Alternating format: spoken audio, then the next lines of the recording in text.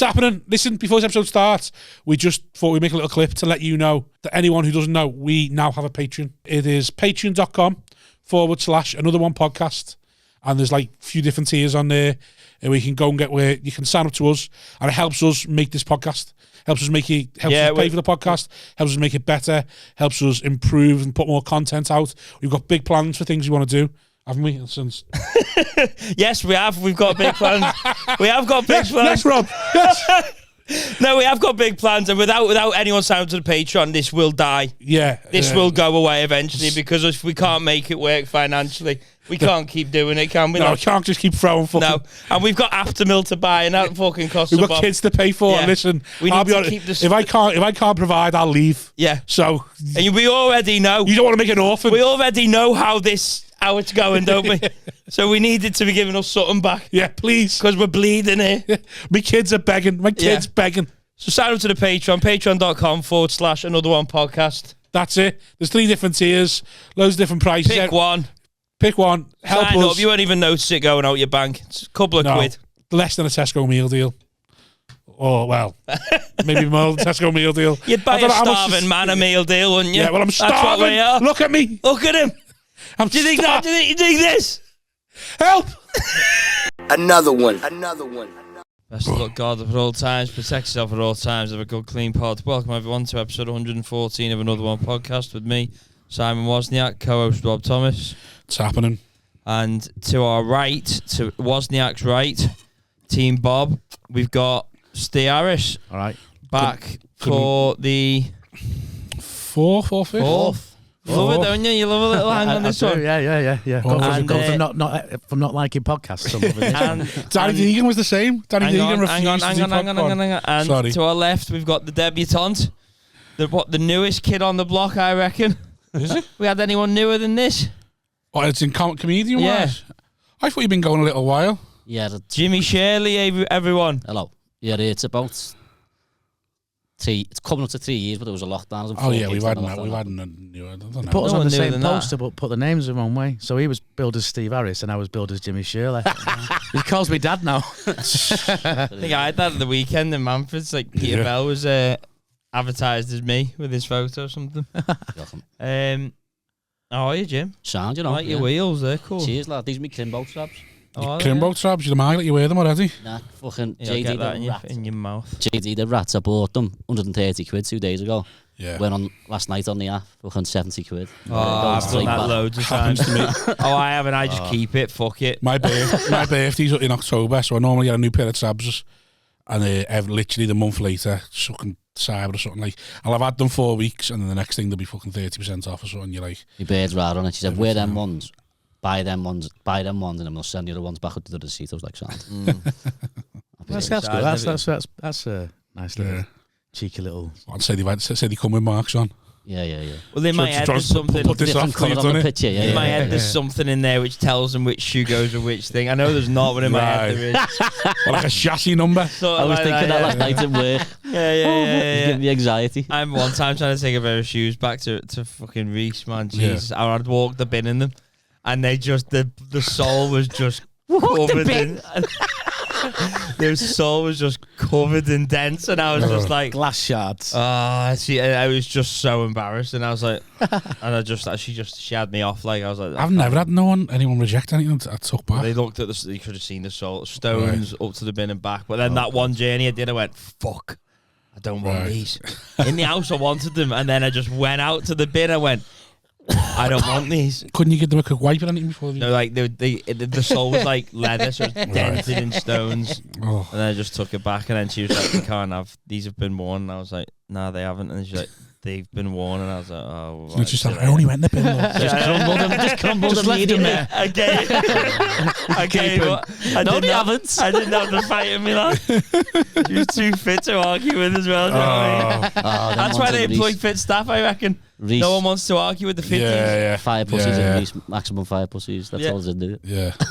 Maximum fire. No one wants to kick off on They all wear like them pencil skirts, and then Reese as well, yeah.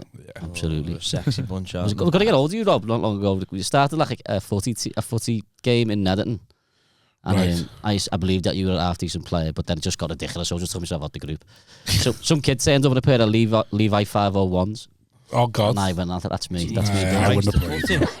Oh, my God. I probably wouldn't have. Yeah, you just don't know what he was. I can only really play with people who know me because I refuse to run. He was like all Adam Hughes' crew from round the corner. And that was enough for me. That would have been me gone. It was my fault because I done that settings knowing you create a group and anyone can add anybody. Yeah. I didn't realise. So I just thought this were people that I wanted. Oh, it's exponential after that. Yeah. It's like a stag. The stag who gets out of hand when you do shit like that. So on the other part, because we're doing two, we had Waitrose and M&S minis, which were nice. Yeah.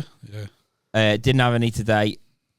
So we've got Greg's vegan friendly sweet ones. Okay, let's try one. Yeah, vegan friendly doesn't sound appetizing, but go on, I'll have a go. The mince pies. Get eggs in my arch. Yeah, but then they don't. It's Greg's, it won't be vegan friendly. Certain fats. Yeah, and all that kind of stuff. Would you like to try one? They look sensational, to be fair. Do you reckon? Yeah. Do you want me to pass it? I'll just take one. I don't want to touch these. People are funny over shit like that, aren't they? These are thin, these ones, aren't they? No, Steve. No, I was 25 stone. I was 20 stone 7. There you go. What's 5 stone either way? Put a stone back on in the last month. What are they like, these ones? Smell nice. Got a hard crust like Waitrose.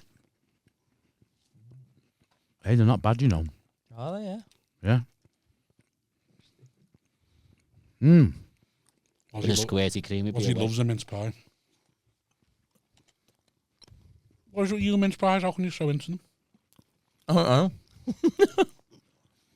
I love mince pies. I make a batch every year.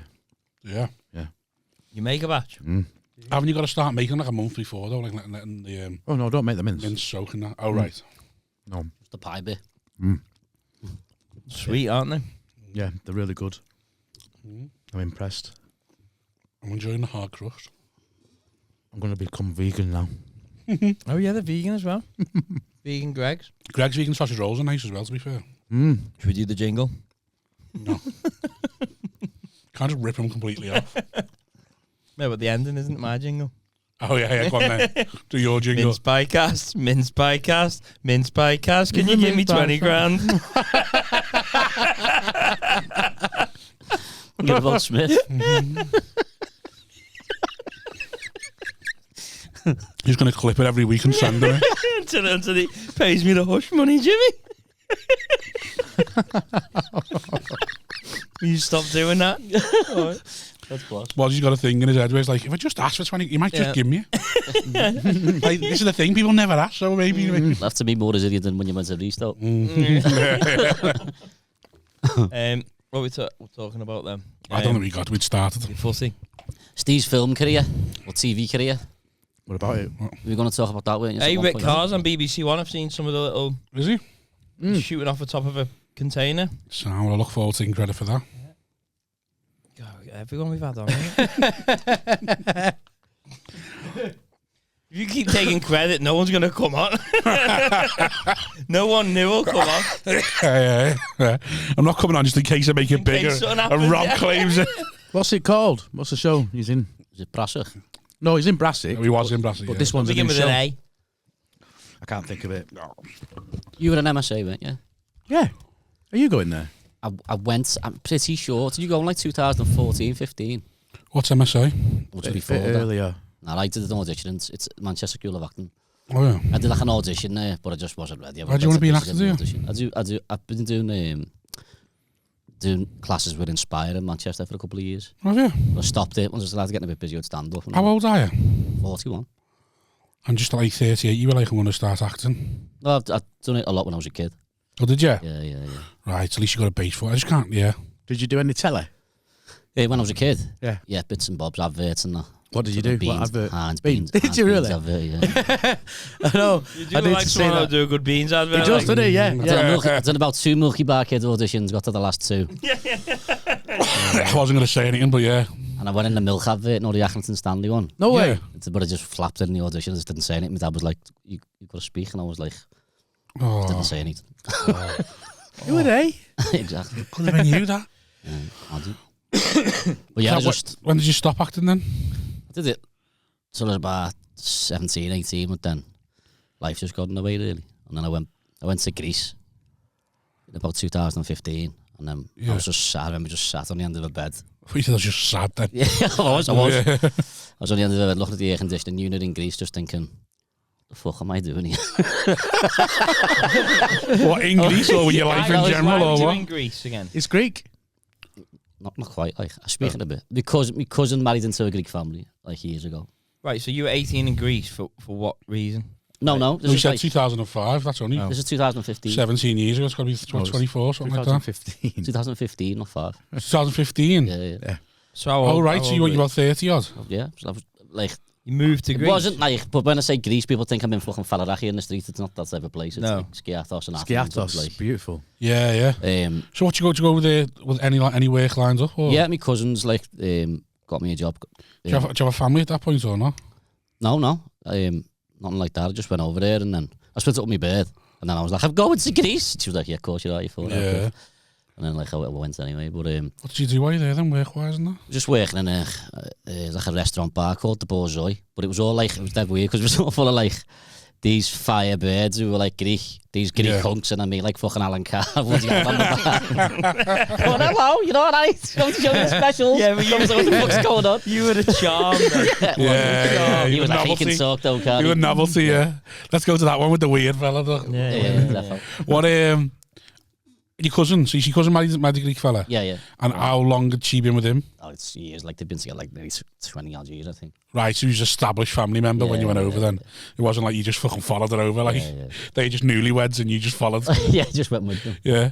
So like, how was that then? What was it like living in Greece? Yeah, it was a boss experience. It was I had a laugh like, but it was after I've done comedy for about I reckon a year and a half, for some reason, I convinced myself, yeah, I can fucking smash this. I can go and do a restaurant in Greece, no problem. I was like, I had a 10. So you've done a gig in Greece? Yeah, no, listen, my mates had a metal band. Yeah. Because I knew I'd lived there for like 5 years nearly. Yeah. I like knew everyone.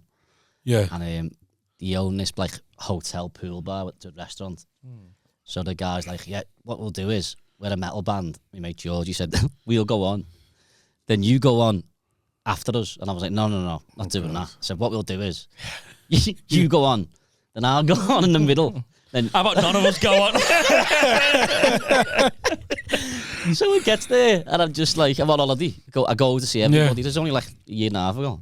And then I get there, and the fucking metal band are on, and I'm looking around thinking, this is not a great idea. You need to like tell them now. I've fucked this, yeah. You need to tell them now. And then I was there, and I was looking, and Stuart Goldsmith was there, and all they were his family around the Wow. pool. Fuck off. And I flapped it then. I was like, oh, he's just going to be like, what are you Why, doing? you should have went and told him. You should have said to him, listen, Stuart, here's the thing. Yeah, can you compare me on? I've been going 18 months. I've agreed to do this. I've fucked it. I don't know why I've done it, but like, I got you. Is there any chance you can help? Yeah. Either probably gone. done a 10. Either probably gone. Yeah, like you say, I'll compare you on. I'll come and like. I was praying that he'd leave, and he did leave before I got introduced, thank fuck. And I was like, I when wonder he if he left, knew comedy was coming. He's thought, I'm not hanging when he around, left, yeah. I was like, thank God. Yeah. So then like, the fella's like, I said, introduce me, Jimmy Shirley. He's like, blah, blah, blah. He doesn't speak great English, George, and they play fucking all these covers. They're playing some band called Pantera. Have you heard of it? Yeah. Heavy rock band. Yeah. They stop, and then he goes, oh, okay, we're going to do a little something different now. We're going to bring my friend. He's a comedian, I guess. I guess. Welcome, everybody, Mr. James. Mr. James. Mr. James. Slow clap. The pool's like an L shape like that. Oh, God. And were he like was the longest- Greek or? Yeah. Oh, so now I realise, right? Well, yeah. So like exactly that. Now I realise they're all Scandinavian and Greek. Yeah. English, they're gonna fuck all about the Kirby ice cream. Oh, you're trying to throw in your your Mate, local it goes down the references. pool. The pool's like an L shape where the band were playing halfway down the pool. And when he introduced me, it was like the longest walk of my life. It goes down, everyone's eating the dinner. Then I realised they're all eating. You can't laugh. And then Why are they listening to heavy metal while they're eating? No, that's fucking weird. It was weird. So it goes down, and then he's fucking hasn't got a clue. So he's the way they peg the mic. Yeah. Bands where they rap Yeah. around. Yeah. So I haven't factored that in. So now I'm just stood there like Mr. Bean unraveling this fucking wire. And you can just hear the crickets going crack, crack, Oh, That's the first joke. Is this thing on? So literally got dead brave. Thought, you're fucking here now. And I walked to the end of the pool. Who's on the Uzo? Oh, mate, it was fucking the worst. But it was a proper like wake up call. And my mate who owns the place, he's like a dead flamboyant gay lad. He just come over to the middle of me. I sort of got them after about 10 minutes of silence. Some Birmingham couple went, that's funny that, and they turned his chair around towards me. Just one. After 10 minutes. I'll tell you what, that one. No, go on, I'll give you that one, yeah. Remember the bit they laughed at? Yeah. What was the bit? Where I said about the ice cream. Shit. Yeah. Said about the ice cream, and I went, I've just realised that you're all Scandinavian and Greek, but no, don't worry, none of the English tables could understand me anyway, so it's sad. They just put his armies after the fact that it was shit. Yeah. And this ice cream van joke, and then it sort of got, like, two people went, oh yeah. And then... Oh, yeah. Oh, yeah. That was the best day. I'm property and shit. Yeah. Oh, yeah. Shit. For like a full 10 minutes. Yeah. Ice cream, man. Go on. We know that one. Yeah. Oh my God. It was like imagine the worst death and multiply it by Shirley 100. doing the ice cream. My God, it is. I've seen this on TikTok. I've told you about him. And in the end, the boss just came. I got them for about 4 minutes. They started listening to me. Yeah. And I was like, right, I've got these 4 tables listening to me. And I was like, right, keep going. And then the fella, as I got to the punchline on the third joke, the fella who owns the restaurant just stood in front of me and went, stop, baby, I don't like it. He said, stop, I don't like it. Stop, baby, I don't like it. Just to me, like quietly. But he stood in front of me as I was doing the punchline. I was like, Manos, move. Move out the way. And he was like, this is it. I've got them now. He swear it all turned round, Manos.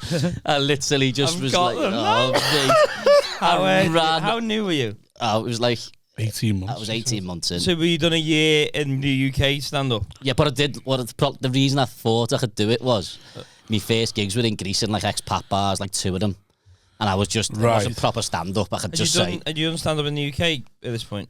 Yeah. Right. Okay. It was like a year and a half ago, but like because I knew the people, because I lived in Greece and knew the regulars, I knew everything about them. So when I was doing the gigs in the beginning, I could be like, "Oh, he's a bus driver. You nonce your wife." It was all that. So it wasn't like proper stand-up really, and then I went back. These are all hotel guests. That's proper shit. Mad, isn't it? Like the earlier on, the more you think you can smash anywhere, and the longer you go, the more you go. Oh, it's unplayable. Unplayable. I've walked into a room. Frozen that bitch. Frozen. Christmas. I walked into a room and went, it's close to fuck. Yeah. I'm not doing it, and walked out. Yeah. In my hometown as well. I thought, I'm not. There's no way, because I see these people in the street. That's the problem, yeah. I try not to play gigs too close to home because I'm like, no, because if it's on my ass, I've got to see someone on the strand. Yeah.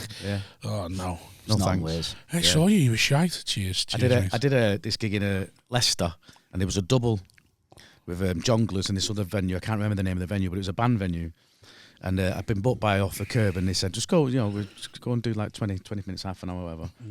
Anyway, it was fucking rotten. It was like 200 people in. I died on my ass. I picked on this table of old ladies, which just looked really aggressive. And I was like, dog. I was so unprofessional as well. I was so new in, and it was just one of them where it was just horrible I right? So as I came, and I managed to do half an hour. I don't know how, right? To silence, and then I put I was so annoyed.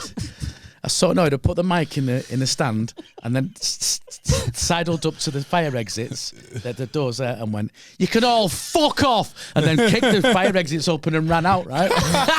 and then I ran around the corner, did the Jonglers gig. It was amazing, right? So that's the polar opposites. So anyway, about 2 years later, jumped in the pool. You can all fuck off. Cannibal. So about 2 years later, I went and did the sister venue in Nottingham, right? Yeah. And the manager came in, and he said, "Can I get you anything?" I said, "Oh, I'll have a pint." And he went, "Okay." He said, "Have you done here before?" I went, "No." And he said, "Are you sure you've not put?" And I said, "I've never, no," like that. And he walked out, and he came back in and went, "You can all fuck off." I was like, sorry. I got a phone call from Off the Curb after that gig that I say going, "What happened?" I don't know. Life happens. Yeah. Have you got any bad ones where you just that one? Rob's got loads. No, I'm delusional. I don't die, do I? Yeah. Just tells himself, no, he smashed that gig. If that was me, I'd had loads of Greek bits. Yeah, it comes out like, fucking follow that. Yeah. All right. His tapas bit flew there. They don't want heavy metal no more. They've hit the peak.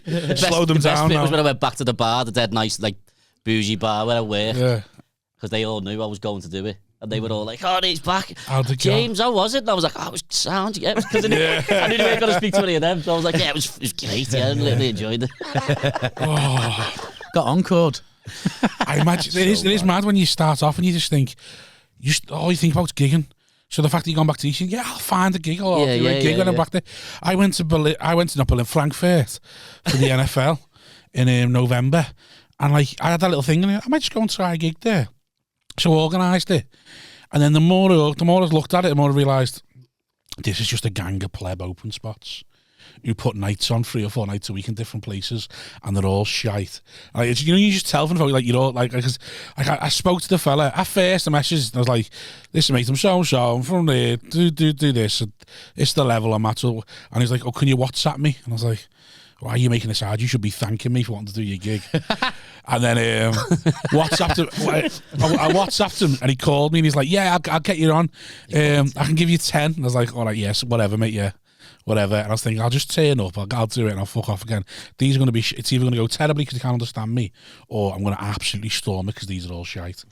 And then, like, yeah, so then thinking, yeah, I'm going to do this, do that. And then as I'm on the phone, he's going, we all go for something to eat afterwards if you want to come with us. And I was like, well, you aren't professional. We all fucking hate each other by now. So, like, they're just like, I just admit them, like, you are all just little 80s going to do different gigs, the same 8 all the time.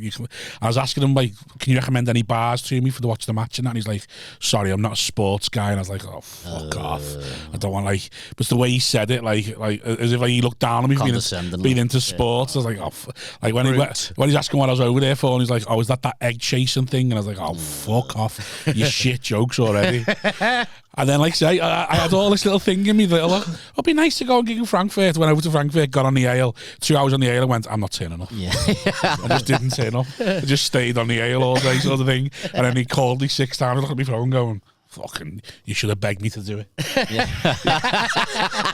you'd have been happy about me doing it, I'd be there. But you're ungrateful, and now I'm on the ale, you can fuck off. You've called it an egg. Even like sport. Fee? No fee. I don't think there was a fee. I didn't even ask. I just said, can I come and do it? I thought it'd be a nice little experience, and then I realised I much prefer being in an Irish bar in Germany than being... Rob's gigged all over the world. Amsterdam, Frankfurt, like Frankfurt, nice. Yeah. He stood up at a bar and grabbed the mic off the karaoke. That's what he did. It probably would have been the equivalent of that sort of thing. Just there screaming at them. It is mad, isn't it, when you just some of the place, the experiences and the situations you get yourself in, you go out. Yeah. It's like Adam Hughes. Adam Hughes always asks me to do one of his gigs and just go, no. Yeah. He's like, why? It'll be great. It's like, you won't be. And I'm not enabling you. Yeah. You're just putting gigs on in stupid places and thinking it's going to be like, oh, I'll make it work. No, absolutely. I was one at the Cheshire Cheese near me. It's all right, you know. Warrington, yeah. How's your empire going? What do you mean? Last time I spoke to you, you were trying to get up on a gigs or get gigs open. It was a long time ago, man. That was pre-COVID. It wasn't. Yeah, it was. It was when we did Sandbach for Jim a few months ago. What do you mean? Do you mean am I gigging? Or no, you said you were putting on nights in Warrington with your mate who's just got a nightclub or something. Oh God, yeah. The room was awful. They gave me 10 grand, right, for the right act. But every time I explained the room to the act, they were like, I don't want it. Yeah. Because it was a square donut, right, and in the middle of the hole, where the hole was in the donut, was the bar. So he was gigging across over that. To the left or to the right and to the whatever people were in the front. It was the most awkward room I've ever seen. We tried it. We did it about 5 times, but then nobody wanted to do it. Yeah. You know, it was just a shame, really, because I said to him, we'll do it again, but it's got to be a big square room with no pillars blocking visibility. And so we're just waiting for that to turn up, really. He's done this great, there's a great room. There is a great room. He's knocked all the walls out underneath a row of shops and built a rave club. Yeah, that's the one I'm on about. Oh, okay. Yeah, you tell me about that. Oh, right. Okay. Well, that's perfect for a comedy night. I'll just watch this space. And you think about, is it midweek you're gonna do it? Yeah, Wednesday. Yeah. Yeah. So when is that coming? It's about low. It's about this low, the ceiling here. Oh, nice. And it's about 75 foot long by about 30 foot wide. So, and it's just black walls with like spray on and all that kind of stuff. Imagine like an underground rave club. Yeah. But it'd be great for an underground comedy club because the stage is where the DJ is at the bottom end there with like. Then do you reckon that's what I was speaking to us? Whether you think you could fill that every other week or whatever? Easily, yeah. You could definitely fill that. Every week in Warrington. Enough demand in Warrington for. Well, because this guy, don't forget, the guy's got 10 bars, you see. Right. So he's got his point of sales in everywhere. Yeah. Adverts on all the bars and then. Yeah. You say. I had one there called Cheeky Monkeys years ago. And we filled that out. We filled it out 180 every. Well, it was every other week. It was. That sound that though 180. How many gigs are in Warrington now? There's a comedy store. There's a few now, isn't there? There's a store, Frog. Brennan Riley's got one, which is it can be hit and miss. I think, there's 3 or 4, but there's no one's actually put their stall out. Yeah. You know what I mean? It's a weird place. The stores ones, in the pyramid, but it's a weird place. Like, because I was spoke to Vincent, I said, "Would you ever set anything up there?" And he's like, "No, because they'll travel." So if you set one up in Liverpool or Manchester, people in Warrington will travel it. Really, they probably will go to it for a bit, but eventually it's like, they'll just. I think there's room for a bespoke comedy club in Warrington, definitely. You know, just about 120, something like that, 180 maybe. Nice little room, something. Food and booze and all that kind of stuff. I've been thinking about it for years. What was the pub called that used to put on the open mic night? Oh, the Albion. Yeah. Oh my Was that on a Monday? I never done You done the that. Albion? No, but I remember seeing it advertised on the forum when I was. You haven't done the Orford either. Do you remember the Orford?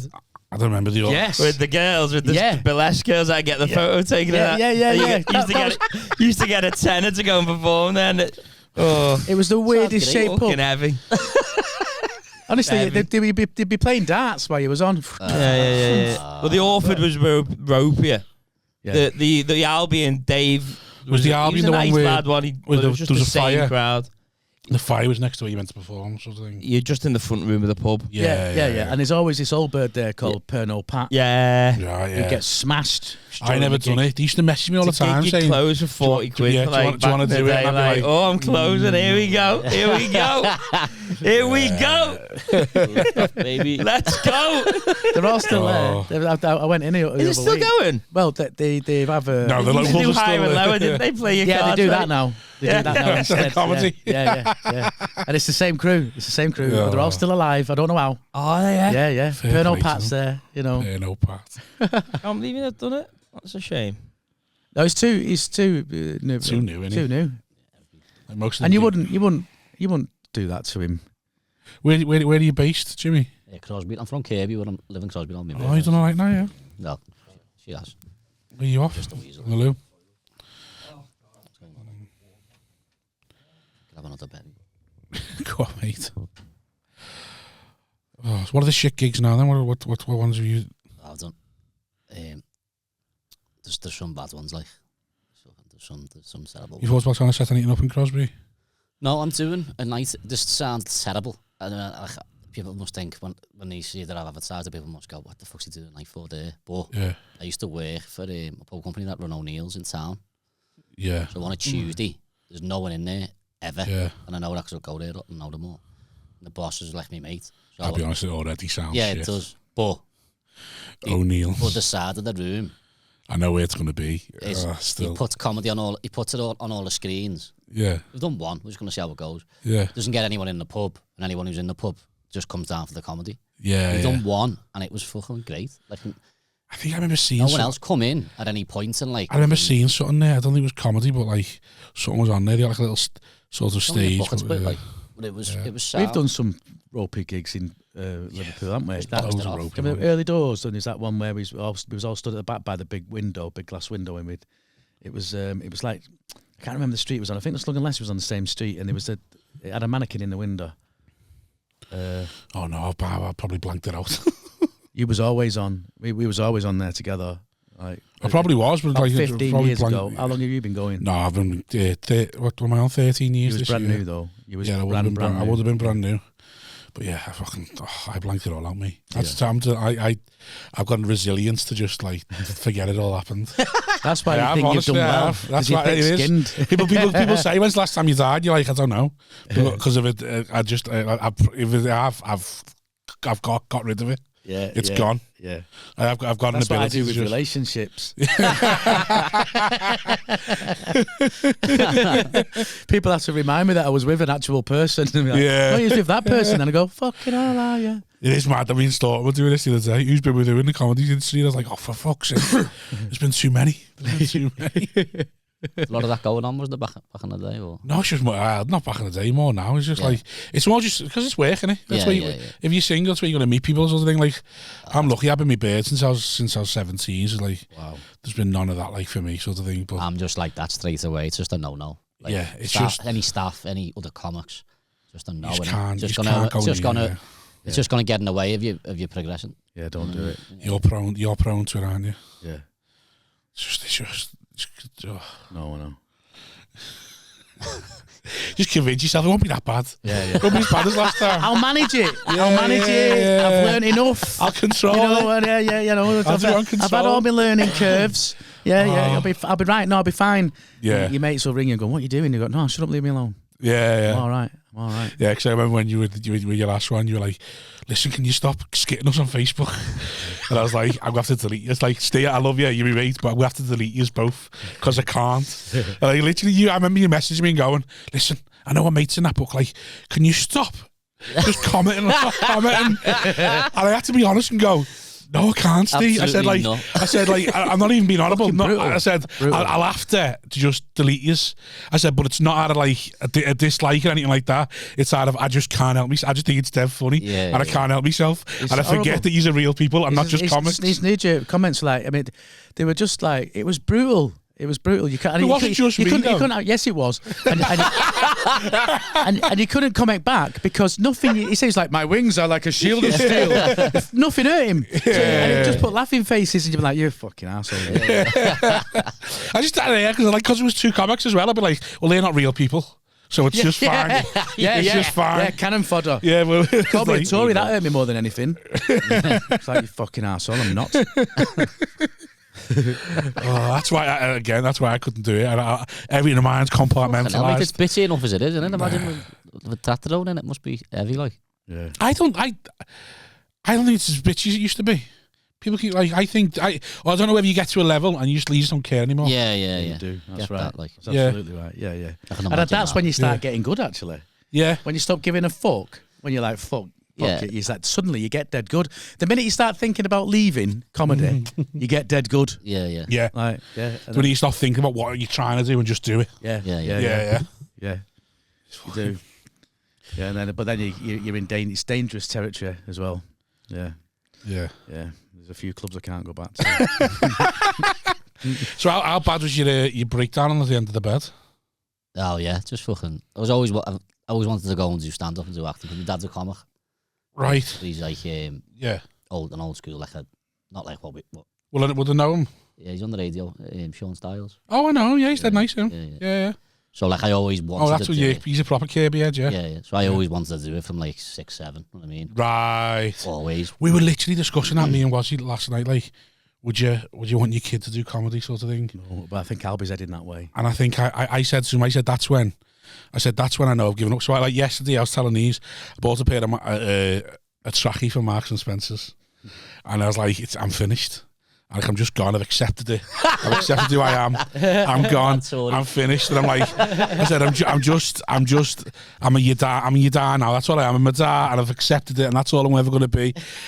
And he's like, are you done then? I was like, I'm not done. I said, because I think being fully done is when you give up comedy. I said, if you fully accepted my life's not for me anymore, you just don't do comedy because you can't bring it onto your kids. Yeah. You're like, I can't have my dad being a comedian, like, sort of thing. Yeah. I said, so like that's when you're done. I said, that's the fully acceptance that I've just got to get my head down, be a dad, and live for these and that. Yeah. And I was like, I was saying that's what somebody was saying because we were laughing, going, yeah, imagine like, your kids are comedians. What would you want to do? And your kids seeing, especially now, your kids going to see clips of the stuff you talk about. That's what I was just going to say. My kids are old enough now to Google me. And they can see routines. We're calling them, so it's like fucking ripping into Albie and that. But he's getting it, and I know he's going to end up that. You can see it. You can see it in kids. My mate's got a little girl, and I've said to him, get her in drama school, and he's like, what do you mean? He's like, she's hilarious. She is hilarious. Yeah, and she's acting out. She's dead funny. She's dead witty. And I'm like, this. You need to like sponges, aren't get us somewhere where this can flourish. Yeah. Where like don't let her get to 30 and then try and do comedy when she's been funny her whole life. Let her go to drama school, and if it turns to acting, let her do it. Get her in front of people who know how to do well with her. I said otherwise she will turn 18. And she'll turn 18. She'll eat the funniest one of her mates, and then won't get laid because no one wants to shag the funny girl. I said, and then she'll turn 30 and start doing comedy. It's like, and she should have been doing it now. Like I can tell you now, she's funny enough to if she wants to do stand up, do stand, but or do an act, do something with her. Sort of thing. Because that's the thing. Like, I think every comic looks back and goes, I wish I'd just done this earlier. I wish 16. I wish someone had there, because I wanted to do it when I was 12 was when I first said that's what I'm going to do. Told all my mates at 12, and they all they just laughed at me sort of thing, like, oh yeah, and I was like, no, I'm going to be a comedian. And then it wasn't until I was 23 that I got up on stage the first time, and it's like, do it on the bus. Why didn't I just do it at 12? Why don't I wish someone had just said to me, just fucking I'll come with you to this club. You should have done it when you was 12. You could have started then. If I had someone who could have just gone, yeah, go on, I'll take you. It's mad, innit? Because like I'd be a fucking, because I wouldn't like, obviously I love the fact that I love my wife, met my wife, got kids and that, but I wouldn't have done. I'd have gone, my life would have gone a different way. I'd be a millionaire now, I think. I do, because you're convinced, like, because you'll be famous because you do. See what you've done to this poor lad, his wife. If you're his wife, you've let him down. Meeting you, I'm not going to comedy 5 years earlier. That was quite a while, mate. You all right? That was a big one. Yeah. Well, just give yourself 5 minutes while you're in there, did you? Just apply for gigs. Well, at least you couldn't sign it on the phone. Get them in nice and early. You have, haven't you? That's a matter. So, quite, you're on the end of the bed. You're in Greece. You're having a meltdown. You're thinking, I should have done acting. I always wanted to do stand up, and I went. So, was it a full breakdown, or was it just like? Nah, I went to Greece because I come out of an horrible relationship. Yeah. My bird filmed me in the Star Wars premiere. It's a long story. But Which Star Wars? The fucking The Force Awakens. No, the first new shit one. Yeah. That one. Did you stay and watch it, or was you like watch? I sat there indignant with the coke over me and my glasses smashed. For about 20 minutes till Harrison Ford come on. And then I just was like, so she swilled you and poured every. I mean, it got to the point where I asked for it, like, but it was like, I asked. No, but it was what like, happened? Why? You have a screaming match in the middle of the Odeon. Not quite. It was, yeah. Do you want to go into it or not? Yeah, it's on. Okay. Don't ask him. It was a horrible relationship, like, horrible. How long And did it she'd last? just have a bevy and just fucking lose the plot, and I was like, right, like trying to think. My dad was going, you need to fucking help yourself. You're soft twat. You know what I mean? How long were you together? 2 years. So, which it was, when I say like, it was fucking heavy. It was bad. Yeah. So we went to that Ira and the type. I mean, it's not the Liverpool one. And it was, in my head, I've just gone, I'm going to watch this Star Wars. I've had tickets for fucking months. I don't care what you do. And at that point, you know what I mean? You come with me, you don't. Yeah, whatever you fucking do, I'm going. So we're in the fucking year. Star Wars fan deserves to get you. So funny. People stand outside the Star Wars on going, they're all getting fucking battered. We're in the year. She goes, loads of virgins. Everyone's like, at least he's got a bird. At least he's got a bird. Fucking Star Wars passion. Waitress in the Ira comes over and goes, you know, like, do you want another drink? And I went, no, I'm all right, thanks, love. And she was tardy, and then she walked off. And she just started drinking rosé, and she went to me. She literally had 2 swigs of the rosé, put it down, and went, is that what you like, is it? Do you fancy it, do you little rat? And I was like, what? Mate, I'm not getting into this now. It was really bad. That's why I fucked off. Right, to Star Wars. Yeah. I thought, yeah, whatever, I've liked you. I'm going to fucking leave. So goes in, so fucking queue down the block. There's people dressed up as Chewbacca and CP. I go in, get me ticket. Go to the front, get myself a fucking big massive bucket of Coke, hot dog, popcorn. I think, yeah, fucking show there. And I just fucking stood in the queue getting the stuff off the woman. And I just felt the back of my head. Oh my God. Glasses were like that. Oh my God. Coke's got him like what the fuck? Everyone's like going, what are you doing? What are you doing? And she's going to some lads, look at you just as C-3PO, you little fucking bellends, I'll smash your head in as well. Oh my God. I think the lads here going, fair play, yeah. I just stood in the queue. Have you got a number? Wait, I think we're all a bit turned on at the moment as well. I just stood in the queue. Chewie's in the queues going, literally like that. Princess Leia and fucking Jabba the Hutt. And I'm stood in the queue with all my gear. And I'm like, this is minor compared to what you've done before. This is I'm going to Star Wars. She had one dig in the back of the head. That was it. Yeah. She's just stood there. That was it. With just, like, and you call him a everyone's, pussy? like, in a massive queue, and she's just stood going, "You're giving me your little four-eyed maggot, you know what I mean, and all that." And I'm just like, yeah, whatever. Hang on. She digged you. You're shooting everywhere, and then you picked it up and you stood in the queue together. In a fur coat, and a pair of high heels up. Just as R2-D2. So I took it, and I was like, nah, you're not going to break me. Stood in the queue after that. What are you? I was watching the fucking Star Wars. Yeah, Waited 3 months for in it. the queue after the bitch swatted you. Yeah, just do that. Who does that? So it goes. No, I'm watching this. I've been waiting for this for 3 months. No, but I built resilience over time. Do you know what I mean? A tolerance to getting punched in the head. And then we're in the queue, and she's just going, and I'm not snapping. I'm thinking, like you're nearly in now into the cinema bit. And he ripped out the security, he come over and goes, and I was like, yeah, it makes nothing to do with me. Nothing to do with me. I don't know, mate, yeah, punched in the head. It feels like it's something to do with you know. It goes in, and you know when you go in the side bit of the cinema, it's fucking chocolate the first night, man. You can't move. Right. You couldn't have ran forward anywhere. There was just people everywhere. And then I was like in the quiet bit, and I took it. Did she have a ticket? What? Yeah. I bought 2 tickets. Yeah, but so at some point while she's punching your head, you had to go.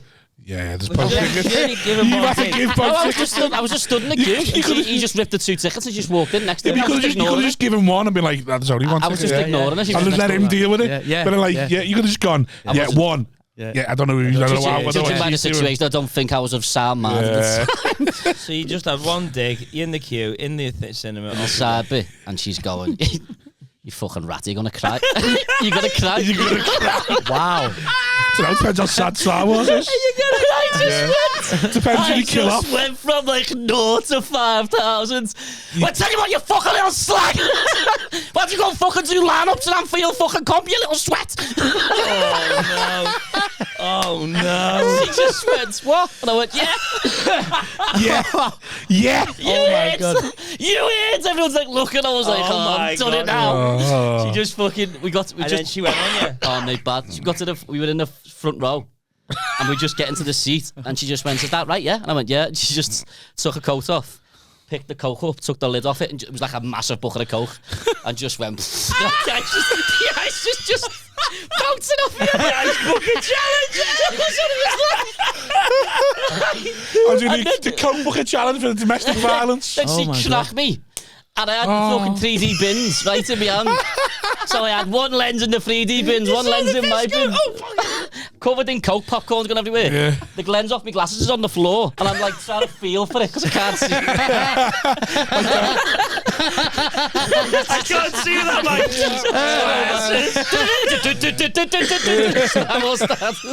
In a galaxy far away. I was fucking gasping in the cinema. Next to you? This lad was just like covered in coke. Mate, are you okay? Yeah. This woman got up on the screen and in a council over. estate 5 miles away. Okay, now. She ran out and went, are you okay? And I was like, yeah, I'm fine. Don't worry about me. This is just me life. Did you cry? No. But I was like covered in I'm coke. used to this. Yeah, that's the thing. I was like, this is me life now. How old were you? It was just before I went to Greece. I went to Greece about 3 weeks later.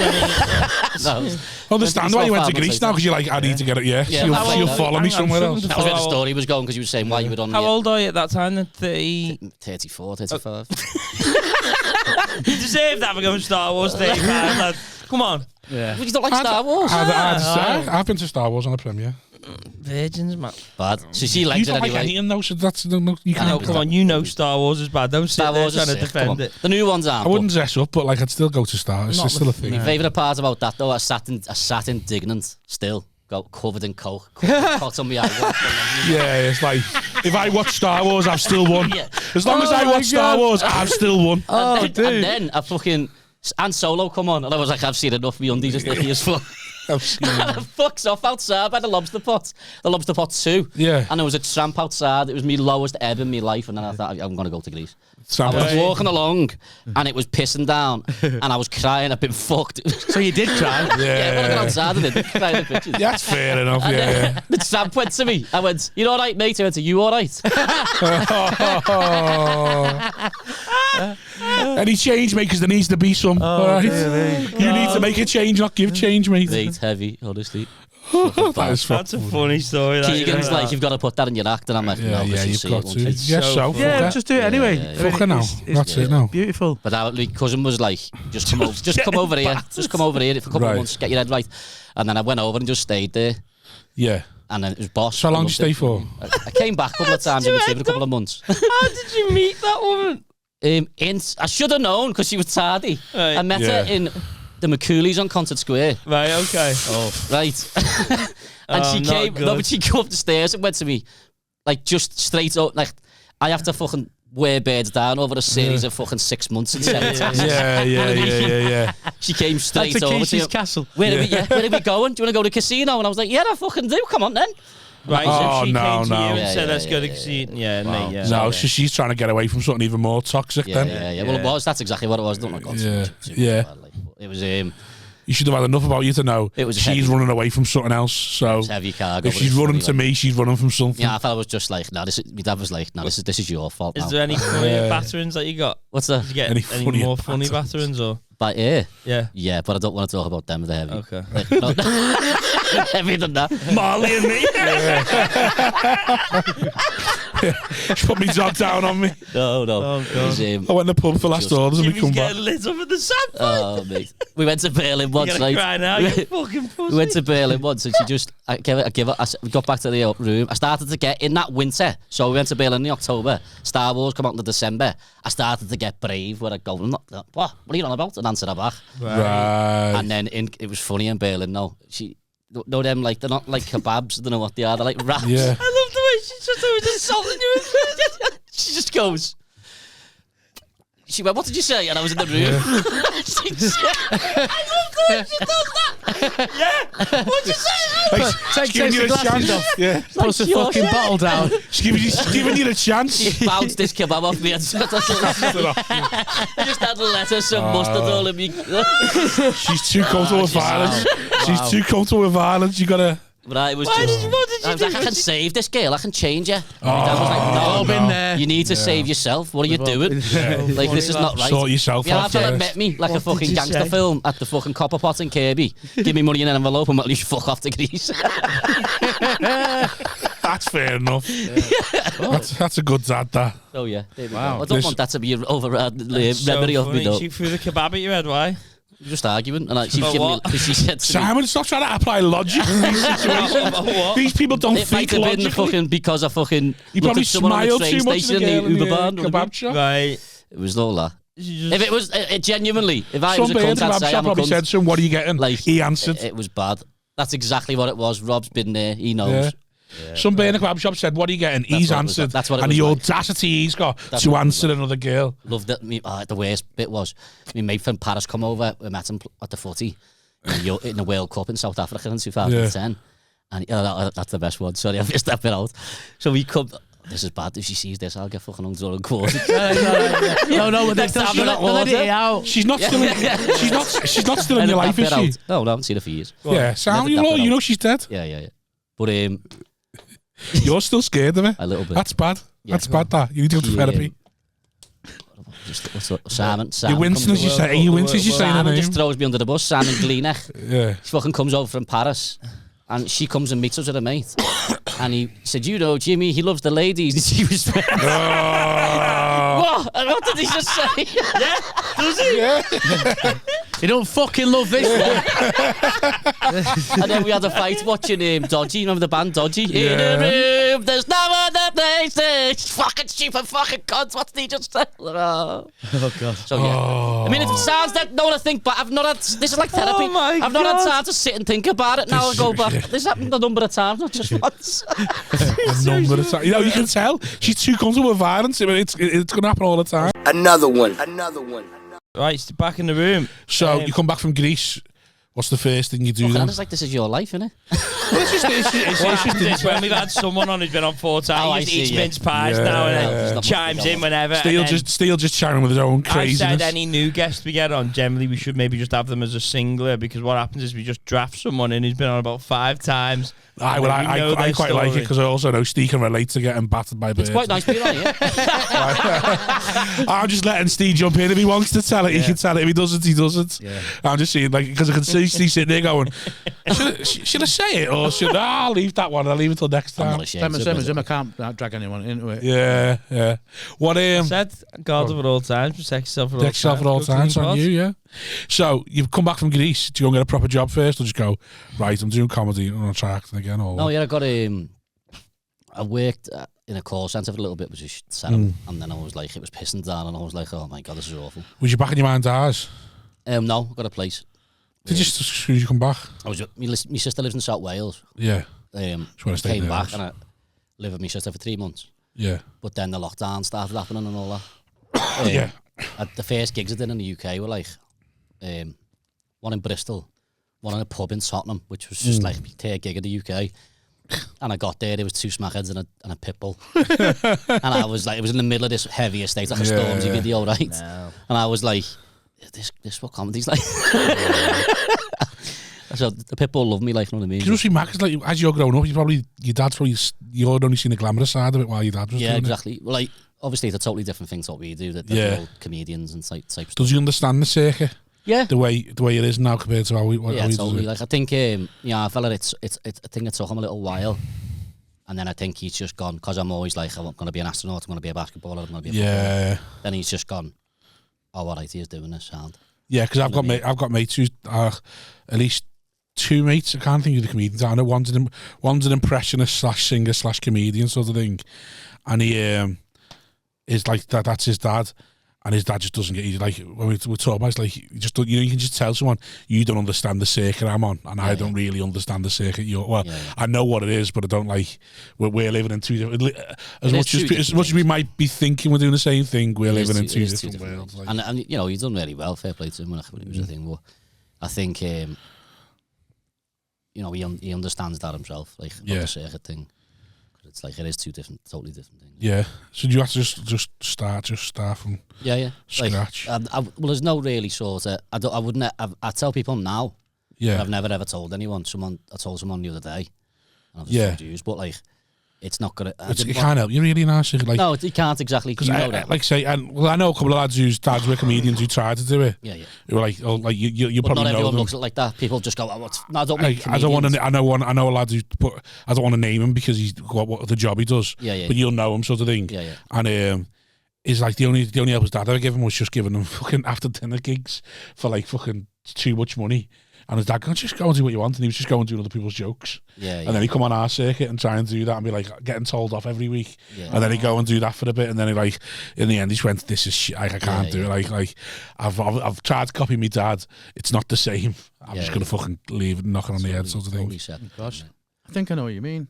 You will do, yeah. But I know what you mean. I don't want to say his name because he's a decent lad. He's counselling and stuff now, so. But, he's going to be an MP someday, so.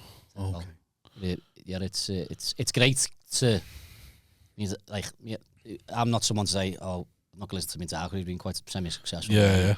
But then it's good to see them sort of change their thought together. So like I'll go, me and fellas, it's like the quickest way to the joke. Yeah. So I'll go, that's good advice, but I know where to not. Do you know what I mean? Yeah. Who's your dad? Good. It's Sean Styles. He's just like on the radio and Radio Measure. So. Really? When he said it before. Was it? Yeah. Maybe he was in the You acknowledged it. Yeah. No, we never. You did? I wasn't. But I was always doing impressions and that with me. I felt like growing up. Impressionist, so I was always doing that. Like, What can you do? none of them now. Paul O'Grady, but that's just essentially me doing my own voice. Yeah. So, it's good to be on here. Do Paul O'Grady. I'm just sorry to pass the dogs out with Tom Hardy. I've got none buster for our bet. I got Farrakhan's fine. I can't cope. Has anyone seen our Olga? That's really good. That was really good. That was great, yeah. That was quality. R.I.P. Paul. He's over there, Lily. Yeah, I bought that pissed because the artist had big tits. Use that business account to buy that. Oh, God. Yep. She's blocked, you know.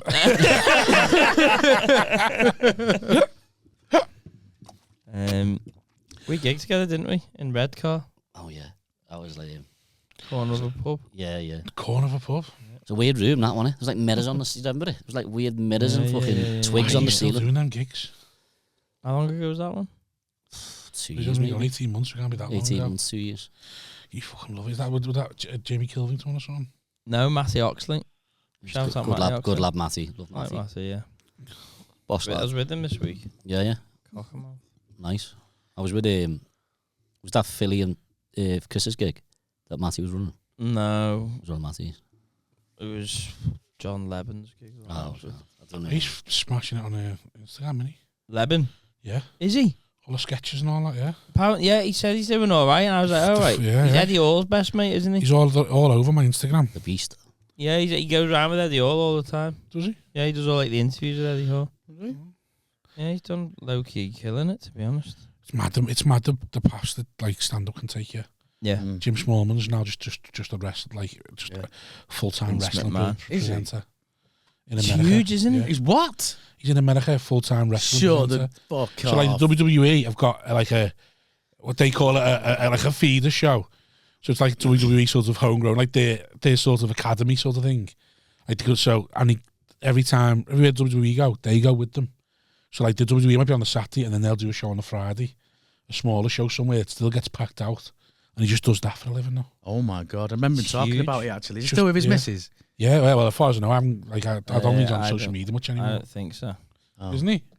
I don't think he is. I'm not sure. Maybe I'm wrong, but I know that he's huge in that world.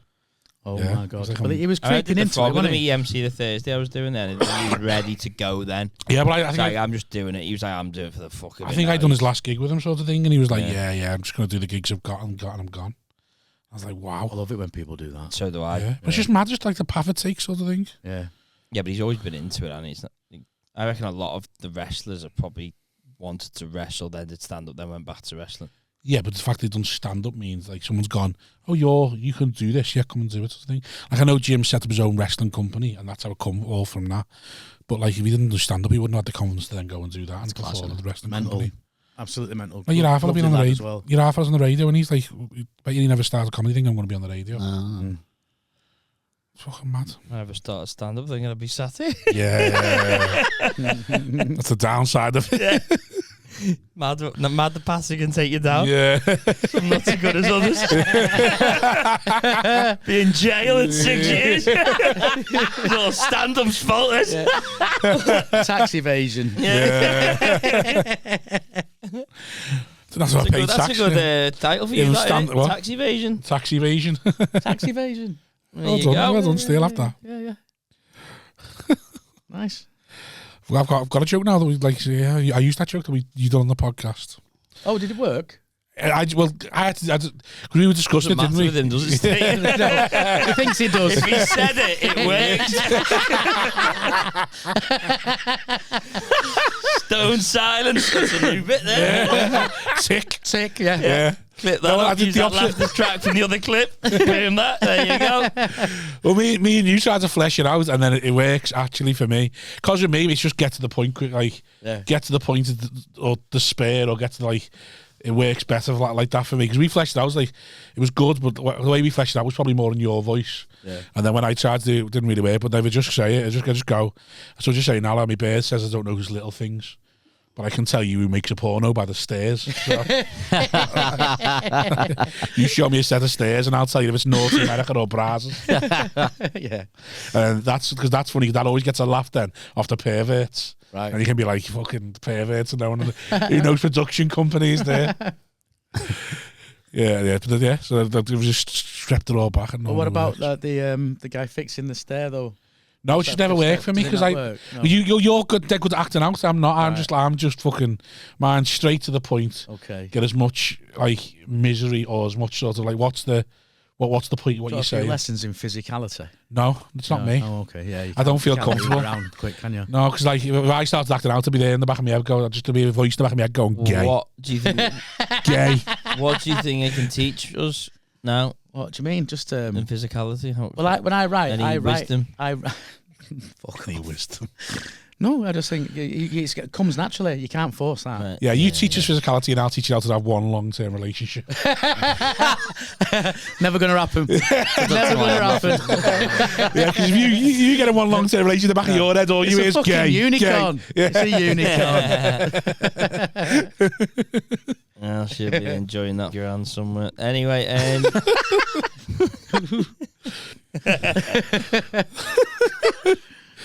You can't say that. Edit it out. Edit No, the leave it fucking in. podcast. It's an Easter egg. It's an Easter egg for people. I don't care. Can we talk about that one? No. What's that? Yeah. Yeah or no? The Yeah. safe. Yeah. Yeah. Well, just keep the amount secret. It wasn't that much. No, it just my ex. Get just that like- closer. To Since you. you were last on. Yeah. Since was last on, Yeah. my ex robbed a load of money from his safe and fucked it off. Fuck off. Yeah. The one that I met. Yeah. Yeah. No. Yeah. Did you not know? Yeah, No. it's mad, Mate, innit? it's best because it's the way like she set him up. It's the best thing. She Yeah. manipulated him. Yeah. Well, I say it's the best thing only because I love you, Steve. I can say it's the best thing. Like it's a terrible thing to happen. But I remember you telling me the agreement. He's going to me. Yeah, she installed a mistrust of banks into me. Yeah. And got me to withdraw like loads of money and put it in a safe. Yeah, like the banks are going to it's crash. quite a wise decision that, because it was. I was worried that it was an internet bank and it was might get like infiltrated by hackers and all that kind of stuff. And anyway, and it sat there for a while. And this was money I'd had from my house anyway. Yeah. It weren't like gig money or anything like that. It was just extra what was left over from the sale. And anyway, I just kind of I put the money. I was saving up to go on holiday, and there was loads She of was money in saving there. up to go on Yeah, she was. I don't know where she is now. Dubai. Goodbye.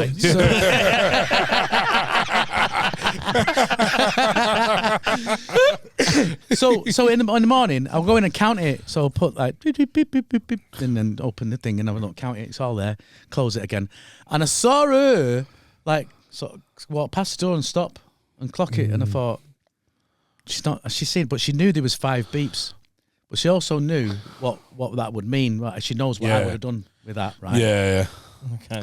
So Sorry, do you mean she knows what your code would have been? What? she would have worked out because she knows me so well. Yeah. If it's She had 5 beeps, she knows what date of she would birth have it's going to known- be. Yeah, she would have known where to go with it. Like. Which kid that is. Made that mistake with the lock on my phone. She knows That's which the kid's number his of kids. favourite. Yeah. So I go. She starts a row, Yeah. and she's been doing this quite lately, like sending it to the stratosphere for not and like, and which was suspicious anyway. And then this time, so I said, look, because we're about to go on holiday, and all the cases were packed in the hallway. When was this, Steve? Sorry. So it's recent, about just quite About 4 months ago. 6 months. 6 months. Ago. So I say to her, like, I'm going to get out your hair because we're going on holiday very soon. I don't want this to blow out of proportion, so I'm going to give it half an hour and let everything calm down. I'll come back in a bit. And she still was like, saying, Miss, going, I'm fucking rare. I was like, all right, okay. So I just ignored it. And I got to my kids' house because I can just go and see the kids whenever I want. Yeah. Drop in for a brew and that and everything. So as I went in, my ex went, do you want a cup of tea? And I said, oh, I will, but I'll have to come back. I've got to go home. I'm not, just my spidey sense is fucking tingling here. I'm going to have to go back. So I just flew back. I've been out the house 10 minutes, if that. And I walked in, the front door was open, so it weren't locked. Straight away I was like, and then I looked and her case had gone from the hallway. And I went, fuck, went straight to the safe. Beep, beep, beep, beep, gone. No. Fucking holiday money for the kids for the holiday and all that, yeah. So I had to go and I still took the kids away on holiday, but then I had to use my own bank account money. I sold stuff in the house, like this like beautiful grandfather clock and fucking to save all the money up, and then she just took him. He's dying to laugh, that cunt. I'm not. I think you told me this in the agreement. I remember you telling me, but then you telling me you found, It's definitely like, after she fucked off, you found like a folder full of photos of it and like Yeah. in their underwear. Yeah. What? And you're like, Yeah. Yeah, like Like she used to be a model. professionally made fucking wow. sexy lingerie photos in full colour in this like booklet and all that and everything. And I was like, the fucking hell are these? They fucking slaughtered them. Yeah. Wow. But then OnlyFans sang get your money back. Then her husband got back in, her husband got in touch with me. And because she was still married. She on a whittle. Yeah. Yeah. Yeah. Of course. Yeah. And then he said, I couldn't get in touch. I'm so sorry, Steve. I've been trying to get in touch with her for ages, but she's put an injunction on me, so I couldn't get in touch with you because I'd look like an agent using you as an agent to all that. He said, anyway, you've no idea. You've been had over. Her nickname's the Black Widow round here, where we come from. I was like, you what? He went, yeah, she's called the Black Widow. You've been fucked over. What the fuck? So what? You never spoke to her again? Or No, she did turn up brazen though. Like, and I just opened the front door and she stood there. She went, I've come to calm things down. I went, what? Wow. Are you fucking mad? I've got no words. Just shut the door, mate, and like I was in a daze. It's like, what the fuck? Yeah. You can't engage in that 'cause you just couldn't kill her, wouldn't you? Oh, it was awful. It's nuts, isn't it? I'm sorry to hear that, mate. That's horrible. Yeah, it was I was laughing my head off when I heard it. But it's typical of where my relationships end up. I don't know what it is. It's like you. I look for projects, Yeah. and I'm because I'm quite what's the word? Altruistic, kind-hearted. So I will overlook certain things and try and mend it and all that. No, you can't do it. You can't unless you mend yourself. Because you've got so many sisters as well, you're probably used to fucking egg case women. I am, yeah, because I grew up with like nutty women, you know, six of them. Like, yeah, so you're used to just being around it. You're like, so that's just normal. It's so true. Yeah, it really is. Yeah, you put up with that behaviour because I grew up with that behaviour. I think I was doing that for like around 2015 for a while, and then when I went to Greece, it was like that was the light bulb come on for me when I was in Greece. When you're just looking at normal people, normal relationships, just looking at wholesome families and holiday going. Yeah. That's what it's meant to be like. Yeah. You're not meant to try and drown each other. But also is that thing where like I want someone to kick off on me, but not too much. Right. Yeah. Like I want them to be jealous because it means like don't smash me glasses, but like, you know what I mean. Yeah. I don't know. I don't like any of that. I want just absolute peace. I'm the same. Yeah, absolute peace. Any form I'm non-confrontational whatsoever, but there is a cunt Steve lives in me, and you can unlock him. So I say to people, don't unlock cunt Steve because he's always pleased to meet you. I think that's why I'm a cunt outside because I'm just lovely as pie in the house. That's why we're cunts online and that. Yeah, I'm get really, it out. Like, really, really peaceful until you get people pushing your buttons, and then you're like, right, okay. So this is where we're heading, is it? You've got a boss relationship with your ex-wife though, really. She's like, that's what one thing I've noticed like last year sort of thing. Every time you talk about that, it's like that's fucking very grown up. Well, even tonight it was me because we co-parent. Yeah. So if the punishments carry to each house. Oh, right. Yeah. See, when you said co-parents, I just thought you were just trying to a nice way of going. You're both parents in different houses. No, but you're literally So if the ground's in theirs, the ground's in yours. Yeah. So he's been doing this and she's been doing that. She's not going to do this. So then I have to reinforce it when they come to me. You know. So then she does the same. I think. That's it. Yeah. She's terrified. I'm still scared of her. You're getting done again, lad. Not even your kids are going to I'm too fucking soft. I'm too soft. I know I am. One thing you're financially, the one emotionally. You got any kids? Girlfriend's got 2. I haven't got any. I'm older. He still hits them like there is. 4 and 6. 4 and 6. Yeah. I remember you telling me a story about it, but I won't talk about it on the podcast. No, that's someone else. That's the bit before me. Oh, really? Well, that's the one that lit you up. What? Is that a different bird? That? Yeah. Oh, a different one, that one? Yeah.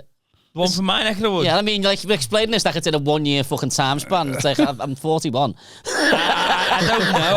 I got no map. I've got no gauge on where you're at in anything in your life. No, that was, No, hey. Someone who's as fucked as me. That's what it sounds like. That's not now. I've made it now. You just can't formulate your own sound anymore. He's like, oh, fuck you.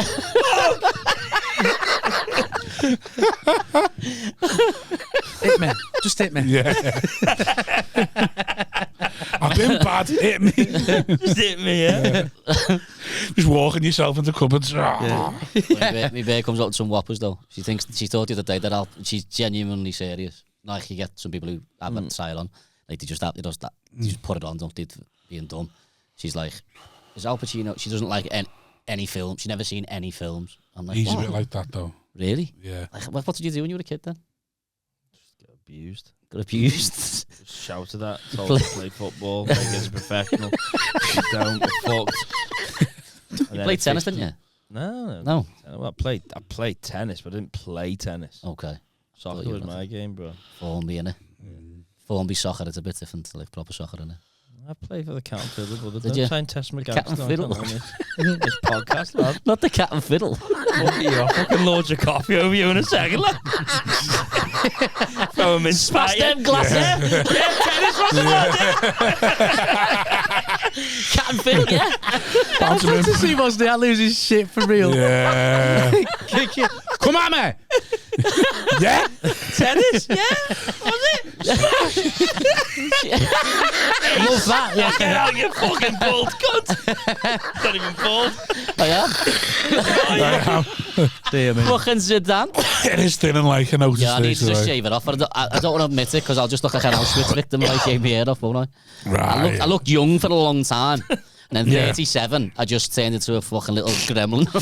Well, I've got to be honest. From your relationships, it sounds like I do it to you. Yeah.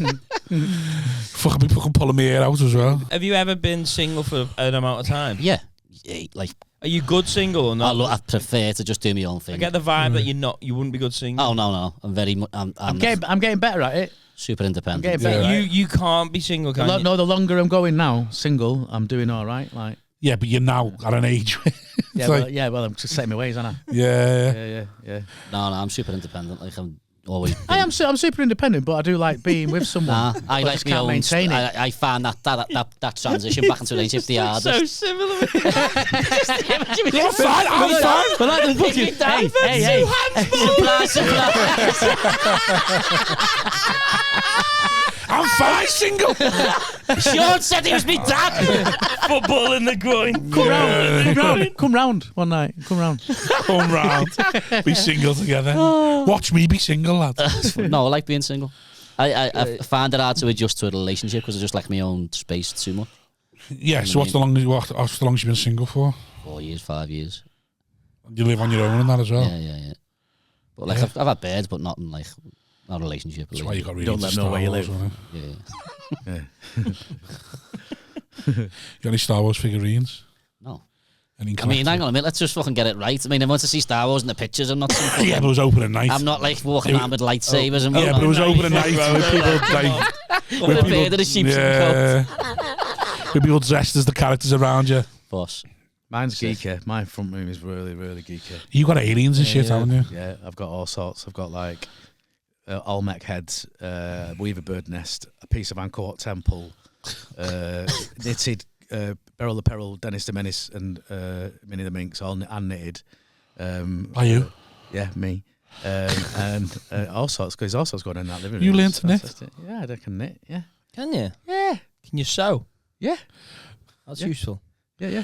I can sew. I don't think I can knit anymore, but I can Is sew. this what you do when you're single? You just learn a new skill? Yeah. You got a sewing machine or just sew? No, you just sew by hand. Yeah, because I was doing that with my kid. A singer. That was showed. No, just hand sew. Do yourself. And so you can't, but I can use a sewing machine. Like, Just being poor, that's basically. Yeah. It's just being raised by women. So that if you had a hole in your pants, you was given a needle and thread. Go and sew it. Yeah. Yeah, you had to learn how to sew it. That's good though. Yeah. It's all right now. So I just buy new now instead of that. I just to get an hole in it. I can't get my people that can tailor clothes just blow my. I can't. Why? How they can adjust like clothes. Take your jeans up. Yeah. I'm blown away by it. Well, like it's a magic skill. Yeah, like how do you do that? How do you take trousers or take the waist in or make it sleeve shorter? I think it's crazy. It's the confidence. Yeah, for me. it's like cutting hair. I go, that must be hard, but I think you get over time. You go, I can cut this fabric now. Yeah, but that's what I mean. I'd be like, for me, it's the confidence of being like, surgeons. I'm going to get this right. So yeah, I know what you mean now because my couch is currently broke at home and I reckon I'll fix it myself.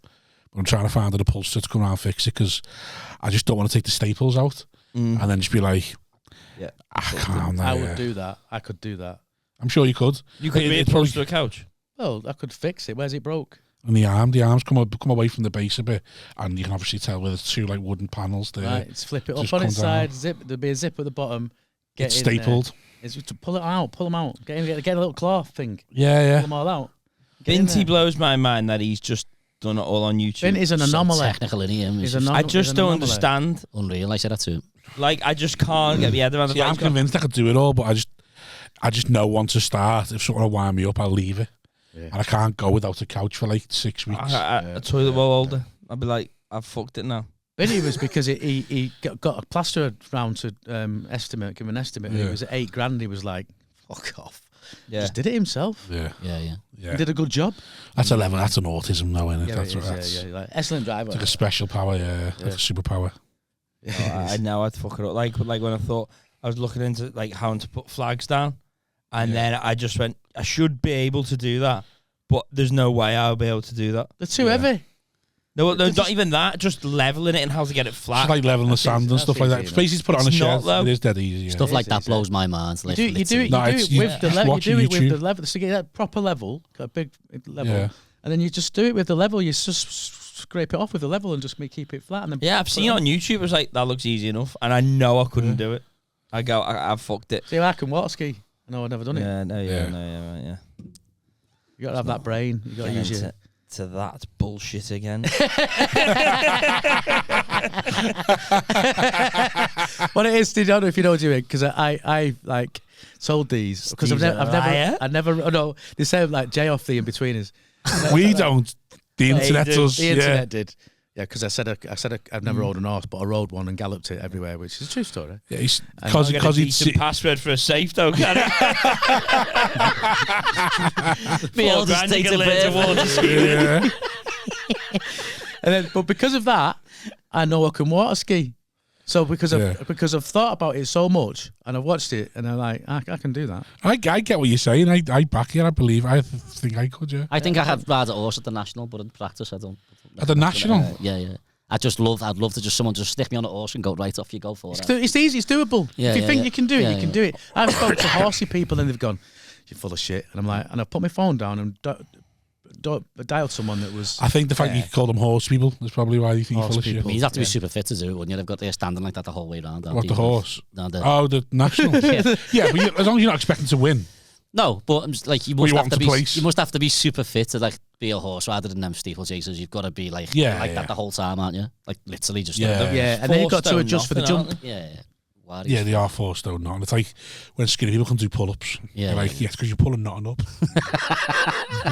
Or when you see a lad who's like 6 stone wet fruits and someone's like, he's got a big knob in him. It's like, he hasn't. He's got nothing around his knob. He's just got a knob. He hasn't got a pubis area or nothing like that. That's all he's got. Like man's like an iceberg. When they have got a big knob though, and they are 6 stone, it's a sight. Yeah, that's where impressive, isn't it? It's down to the knee. Yeah, that's when it's an actually big knob. That's what I mean. A big knob on a really small, skinny guy is. But loads of skinny lads are like, "Oh yeah, I've got a big knob," and you see, and you're like, "You haven't got a big knob. You just got nothing around your knob." But like, if you were Staunton with a big knob, it'd be so funny. That'd be cruel. Nah, you would. Why would it be cruel? Be cruel for what? Just like to not be able to attract loads of women and then have this big tool. Nah, they'd be more inclined to want to do it if you were small and. To be fair, like I've got mates who've got big knobs and they just wear dead tight shorts on Aldi, and women just you can see women like noticing and then like they get shagged and you're like, you shouldn't. That's not right. That's just wrong, mate. Your eyes are up here. You've got black teeth, purple. Like you're a fucking tramp, and you're like you've just worn tight shorts because you got a big knob. Someone's going to shag you now.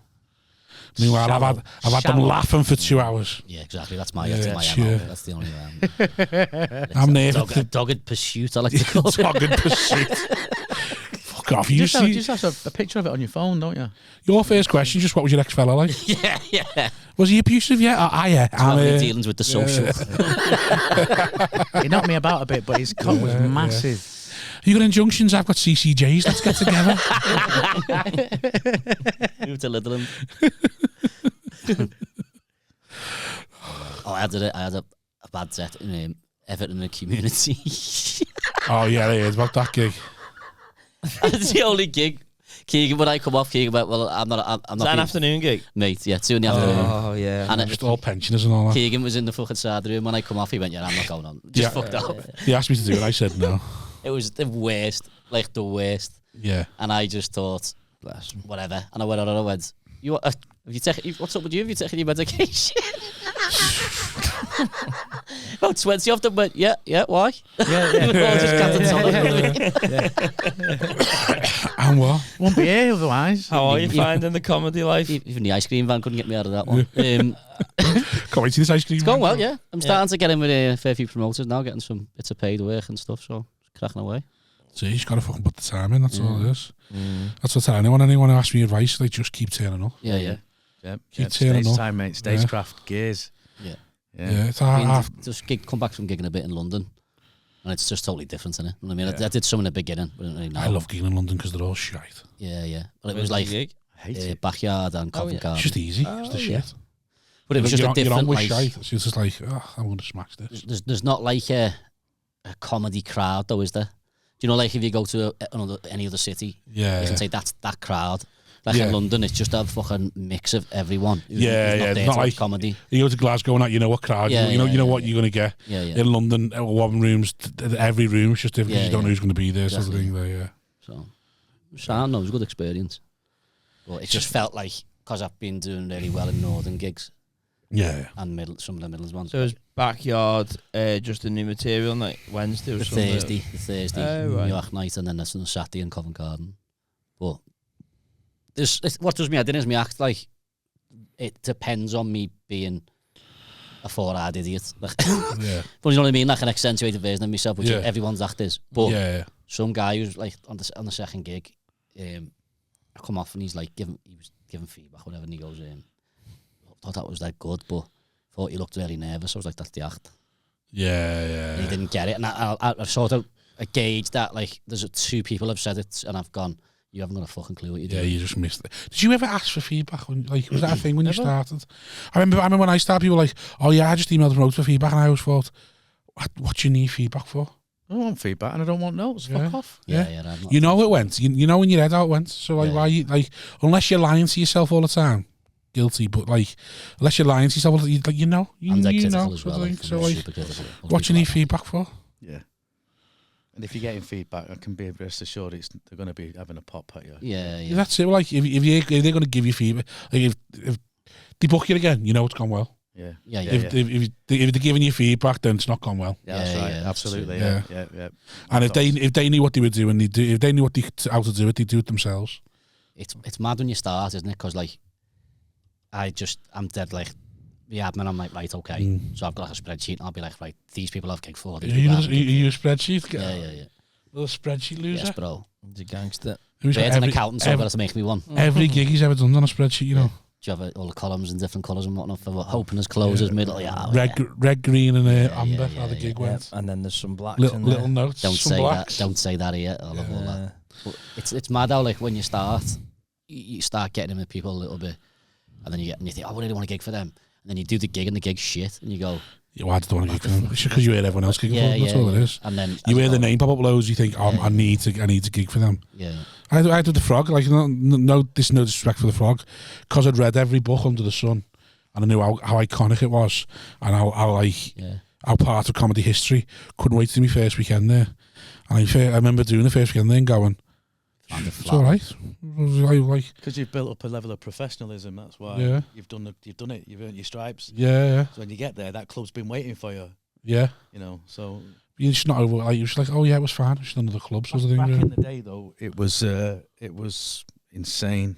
Yeah. It's still even now, and I've played every gig everywhere. Every club. Wasn't always there, was it, Steve? It was around the corner at a pub.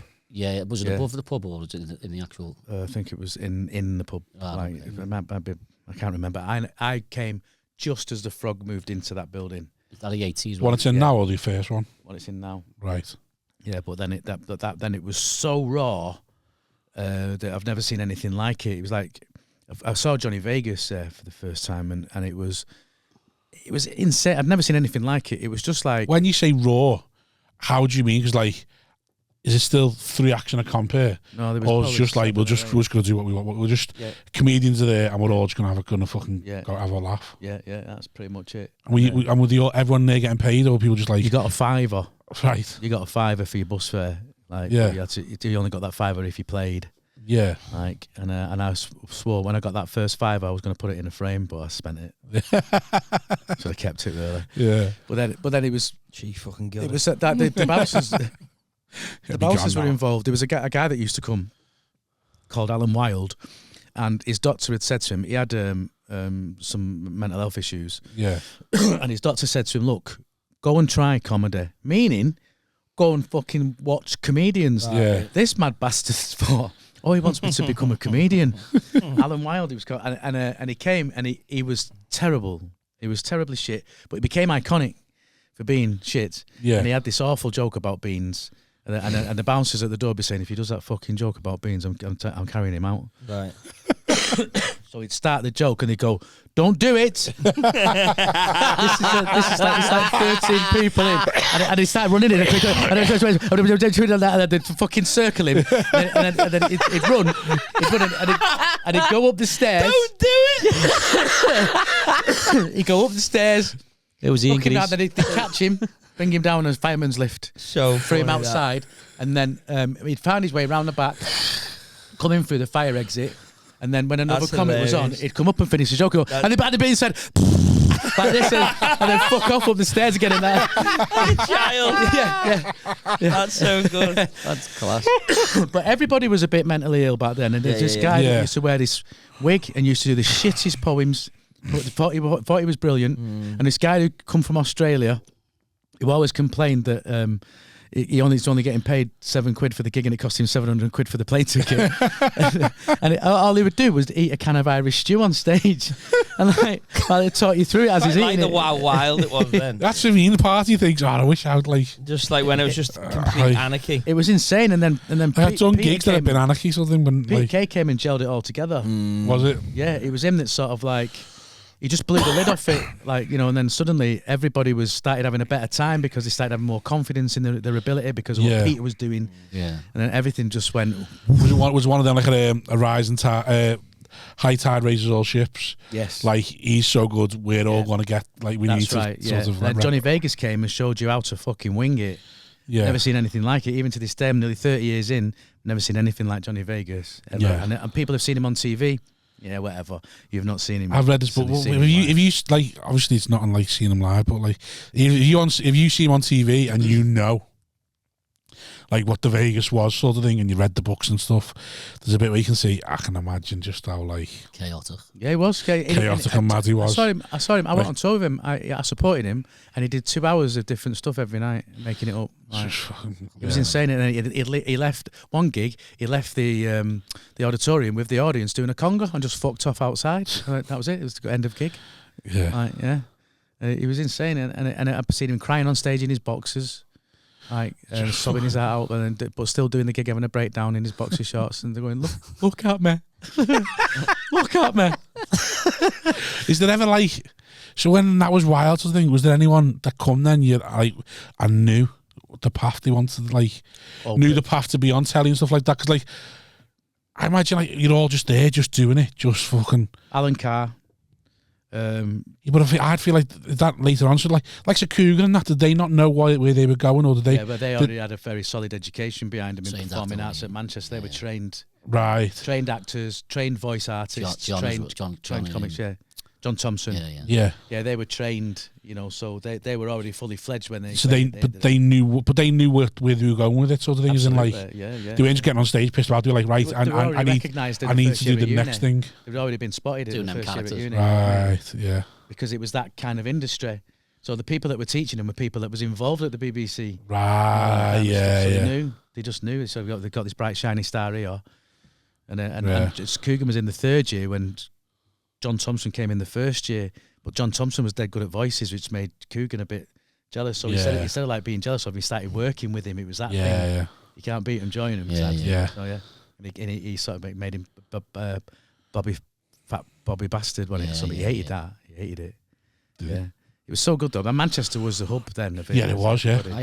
John Bishop turned up fully fledged, like on his first ever fucking gig, did 20. No one does that. No one does it. You've got 4 if you're lucky on your first gig. 5 maybe. Why was he so like special? Just I think he was used to. He was in sales in a pharmaceutical company, and he was used to. But I've worked with people like that, and that like every time they come and do a course or something like that, first thing you're coming across as a kids TV presenter, right?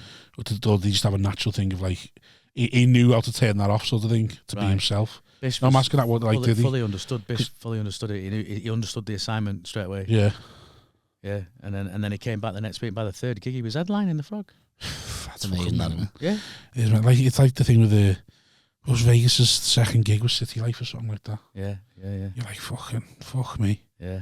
Do you remember who was in? You win City Life? Yeah, I won it. I won it after about 5 gigs. Who was in that with you? Anyone that you remember? I think Mick Ferry. Yeah. And Anton. Do you remember Anton? Not really. Scouse lad. used to get his glasses stuck in his hair. No. Oh, yeah, it was way before your time then, I think. Susan, I can't remember her name. It's man comic, real little lady. Susan, what's her face? Oh, I don't know. And there's some other guy called Kevin who had this like duck mouthpiece machine and all that and everything. I didn't know what was going on, I'll be honest with you. I didn't even know there was a circuit at this point, and then ended up winning it at the International. And I'd been talking about it the year before, saying to my mum, I won't mind going for that. Because Kay come from Salford, did he have an idea of where the industry, where to go in the industry? Bolton, no, he didn't know. No, he was from Bolton. Yeah, but I meant he's Salford Uni. Yeah, Salford Uni. No, he didn't have any idea.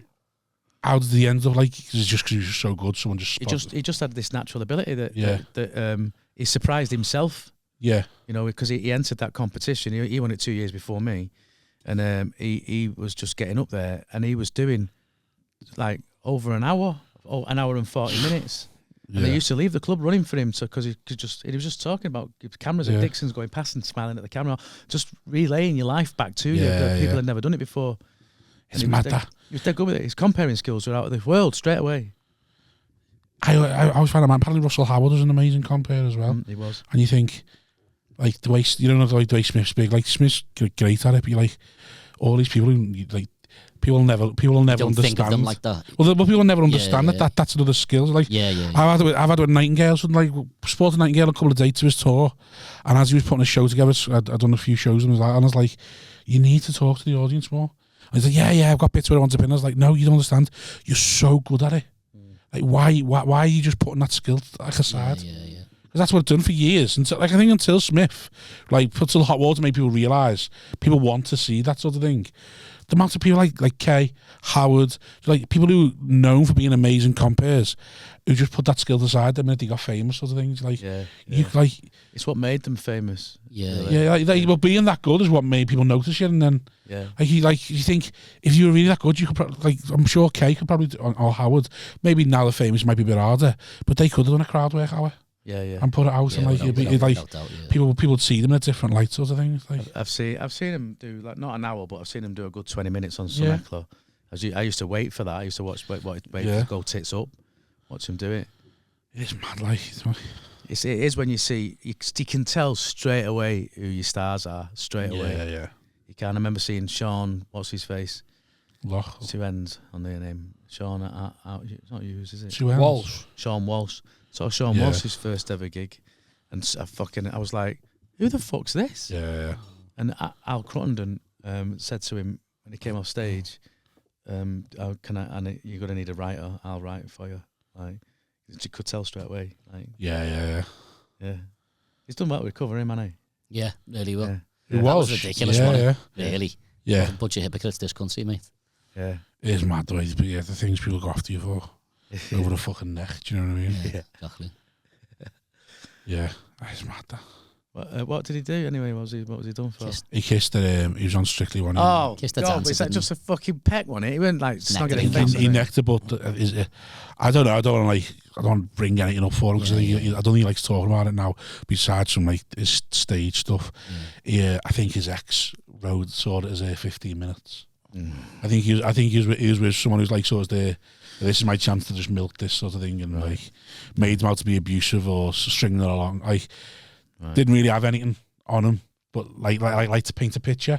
It was in that time as well when everybody was so everyone was careful of it. So like even just getting painted a picture of you like that was like enough to like go, what a horrible bastard, and his poor girlfriend sitting there home waiting to get home, and he's necking someone. Like when you hear him talk about it, he's a bit like, we talked about splitting up about it like for a good 3 months, and we were just sort of like,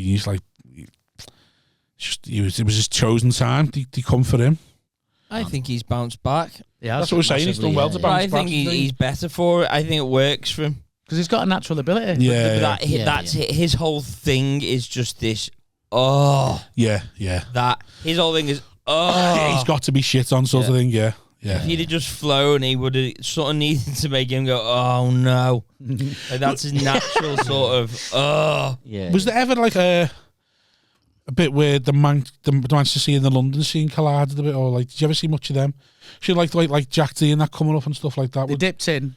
They did. Did you ever really see them, or was it just No, not really. the money never really good enough that they, No, and they were mega famous then by then because they were in London. They were on TV loads and all that. But they were known as good comics. We got them down occasionally. Yeah. I remember seeing what's his face, the Yorkshire guy. He's really funny, and he's always on. Have I got news for you? And John Richardson.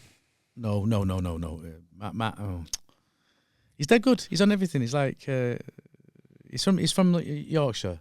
He's got proper like northern accent, but he's famous. He's always on telly. I can't think of his name.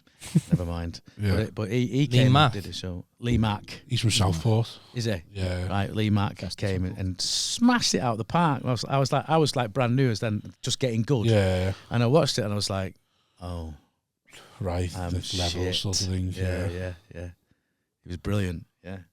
So they would pop in occasionally. I remember seeing early doors was the guy with the big specs, Daniel, what's his face? Daniel Kitson. Yeah. He meant the transition that he went from early days to what he actually became. Really? Was unreal. Like, you know, was he not one of them who's naturally just amazing from the start? He was brilliant. He would like do as soon about stuff. He's one of the ones that started to lose 4. He started when he was 14. That's right. You had to like sort of sneak into clubs. Yeah. And then they had to get off. Or like they'd let him go on stage, and he'd have to get off once he'd been on stage because he started like 14. Because I remember seeing a clip of him when he was 16, and like he was doing a weekend club, and there's only one joke, and it was something like they say as a comic you need to talk about what you know. But like, what the fuck do I know? He said, so you're about to get 20 minutes of jokes about So I think it was something like Star Wars wanking and creme brulees. He said, prepare for 20 minutes of jokes about Star Wars wanking and creme brulees, and then you just be like that, like, right, strap in. Sounds great. It's like great. Fucking, just the confidence in the way he delivered, and you're like, fucking hell, it's so funny. I love the way that he'd take his glasses off, and he used to do that stuff about people say, can I try your glasses? Can I try your glasses? And he said, you don't go to Stephen Hawking, so get out of that chair, try that chair. But then he went from being this funny physical comic to being this really fucking left field erudite. Like 2 hours of the best fucking comedy ever seen. I've seen. It's so good. Like he was when I saw him after that. It was about good 5 years later. I was like, what the fuck happened there? What happened to him? And that to that, you know. Well, he was always educated. I think it was just a case of love comedy. And also, well, he did play on that quite a bit. Yeah. He was the first one that won the both Fringe Awards the same year. Was it? He's the only one. I don't know if he's still the only one to do it. He won the whatever, like the Perrier and whatever, the Playwright Award as well. He had like a theatre show at the same time. Okay. It's like fuck, and he won both of them. That's what he wants now, doesn't he? So it's like a play or something instead.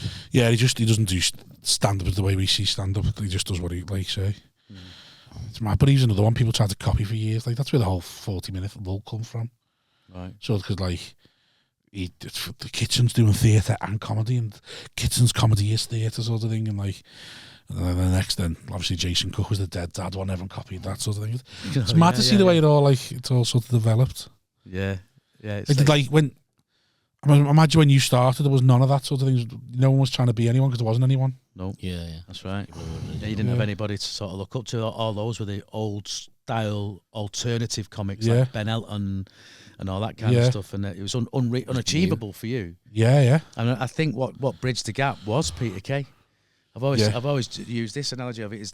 It's like when Oasis came and got massively famous, it gave every kid the confidence to go and pick up a guitar because it democratized rock and roll for kids.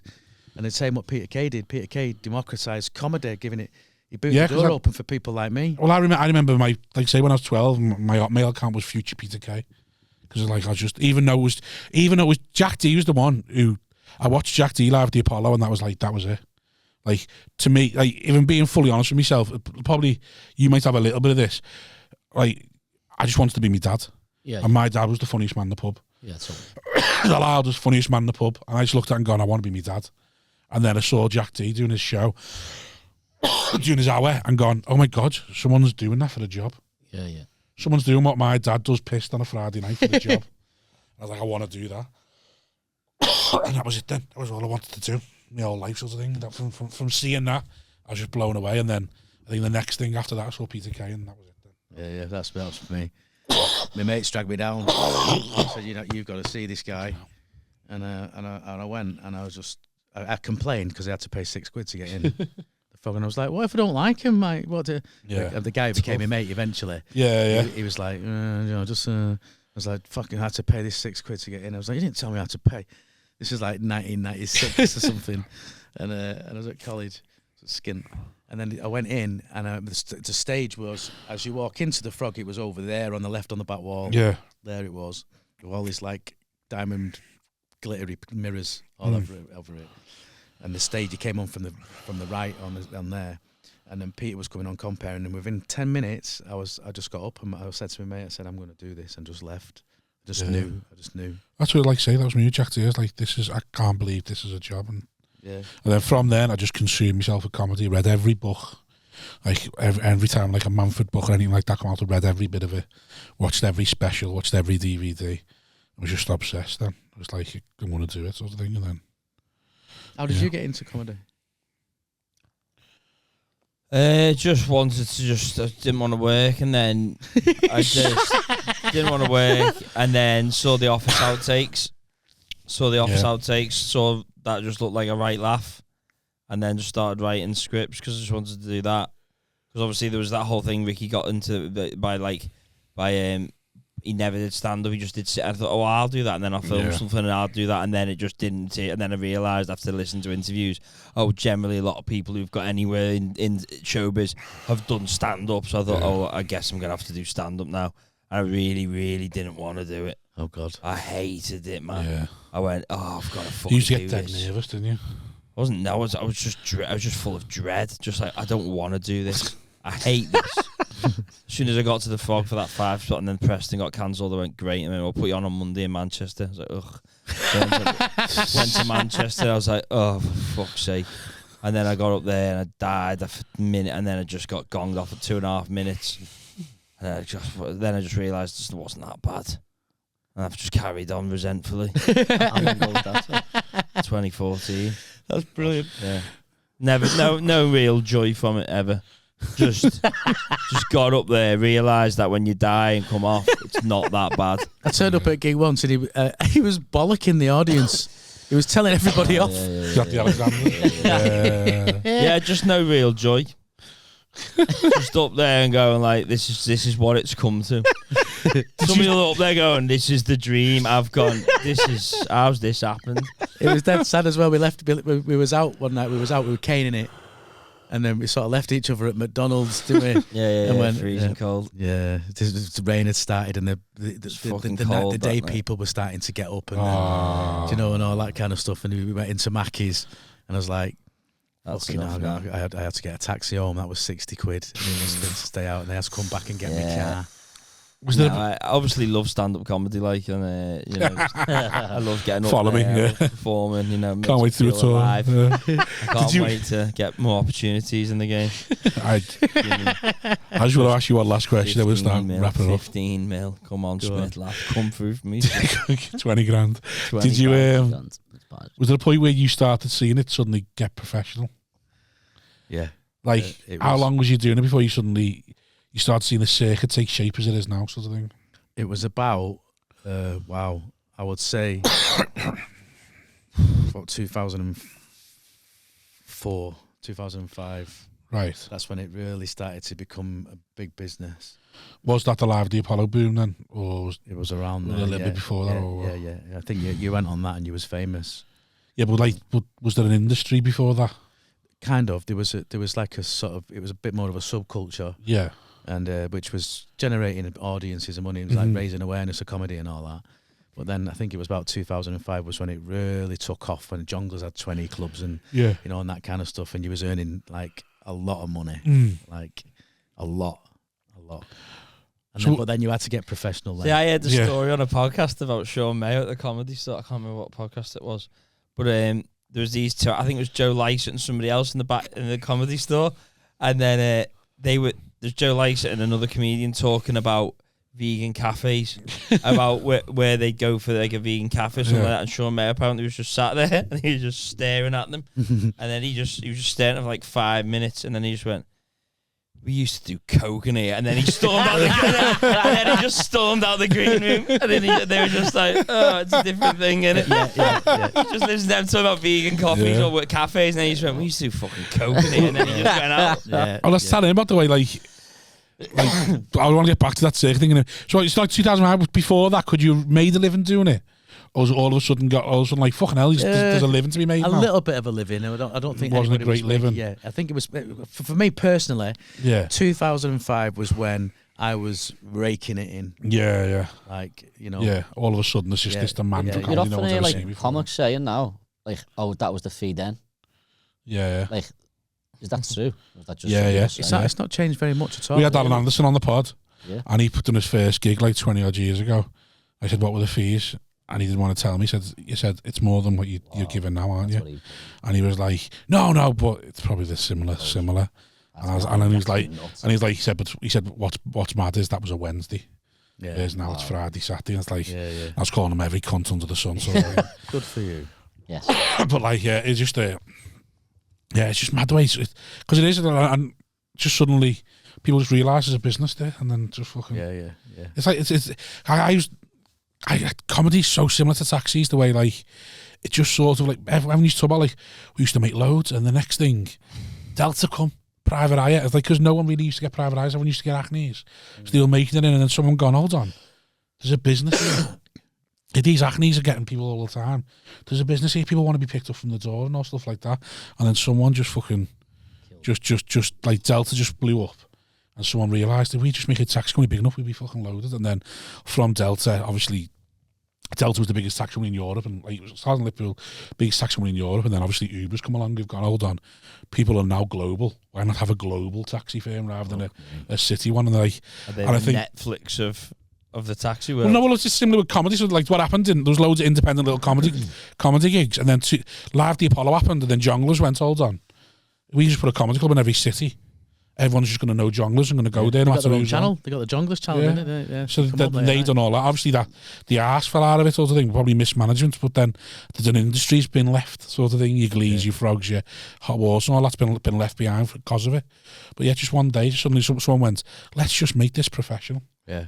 And then they ruined it. And they ruined it for everyone. Yeah. They ruined it for the people that were having fun. Alan Wilde running around the frog trying to get to the mic like fucking Powerball like gladiators. Yeah. And I've had it where I've come off stage and the promoter's been there at the bar, and he's gone, what was that?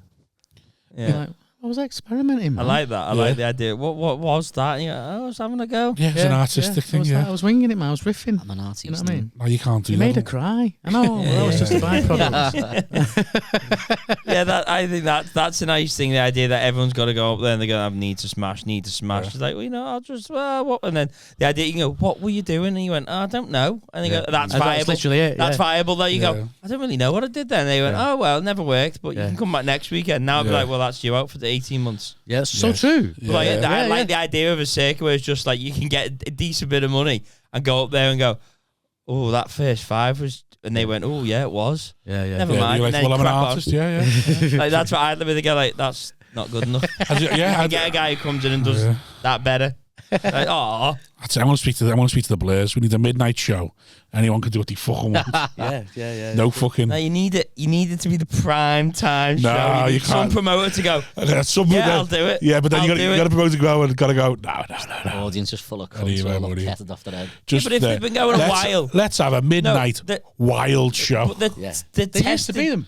Yeah, they used to be them midnight wild Top shows. Secret do on with Ross Noble. They used to have on with Ross Noble and that. They used to go and fuck around and do whatever at midnight though. Like, it was about 11:30, midnight. Yeah, was it? Yeah, but I think if you try the proper comedians, but say just go out there and just the first five can't be anything we've heard at the club. Yeah. Go. And they go, we know you've got a good 10, 15 left. Yeah. And we know, just perform that, but your first five needs to just be put to a regular crowd. Don't sell it as anything. Right. Just go up there and try and be different. That'd be such a good idea, actually. And just your first five, something you can't have done at this club before. Shit. How are you going to die? Well, you get a topic and you go, right, open with that, and just see where you go. And then go into your thing. But then there's nights now that are coming up that are doing like Creatures on a Wednesday. Yeah, that's off the cuff cuff sort of thing. So there's a box. The audience write topics in. you just go up and you can do your own jokes if you want to, like in between talking about subjects. But like, maybe not 5, maybe 2 minutes then. Five's a bit for fucking stretch. You could tank for 5. Nigga, we're not getting my 15's not that good. Tanking for 2 is bad enough. Yeah. So I keep thinking I should go and do that night more because I have fun with it. But then when you gig on 4 nights a week and you're like, I'm out the house with any. Well, I'm now that fed up. I can't be arsed going to that. My first minute really is just staring at them now. Why are we? They want 30. I said, well, I'm having 1 minute to myself. They just go, oh God, 30 fucking minutes. He's gonna get a fucking bollocking in a minute. Yeah. He's getting bollocked for that. It's like that. Thing he used to have that bit where he'd start pissing around before he started. Well, you don't get straight into it when you go to work, do you? Yeah. You start. I forgot his name.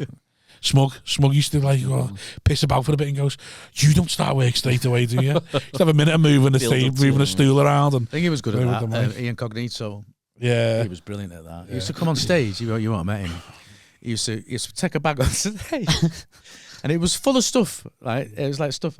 For once, he had WD-40 in there, and someone kept coming in and out the toilet door going, and he just fucking go in his bag and just squirt the fucking inches and get back on stage. That's believe he's got that in his bag. He's done enough gigs where he can hear enough noise in toilet. And then most of the time, he would take his jacket off. He'd get the 6-inch fucking nail and an hammer it into the stage wall, the back there, and take his coat off and hang his coat off and go, right, let's go. Man, Comedy Store, that was the one, when they said, if you do that, you won't work here again. He went, all right, and then first thing he did, he just went on.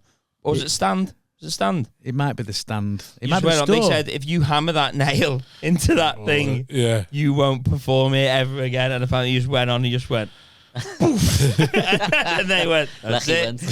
Never went back to the club ever. That's him all over. He fell asleep up a tree, this cunt. Fell asleep up a tree.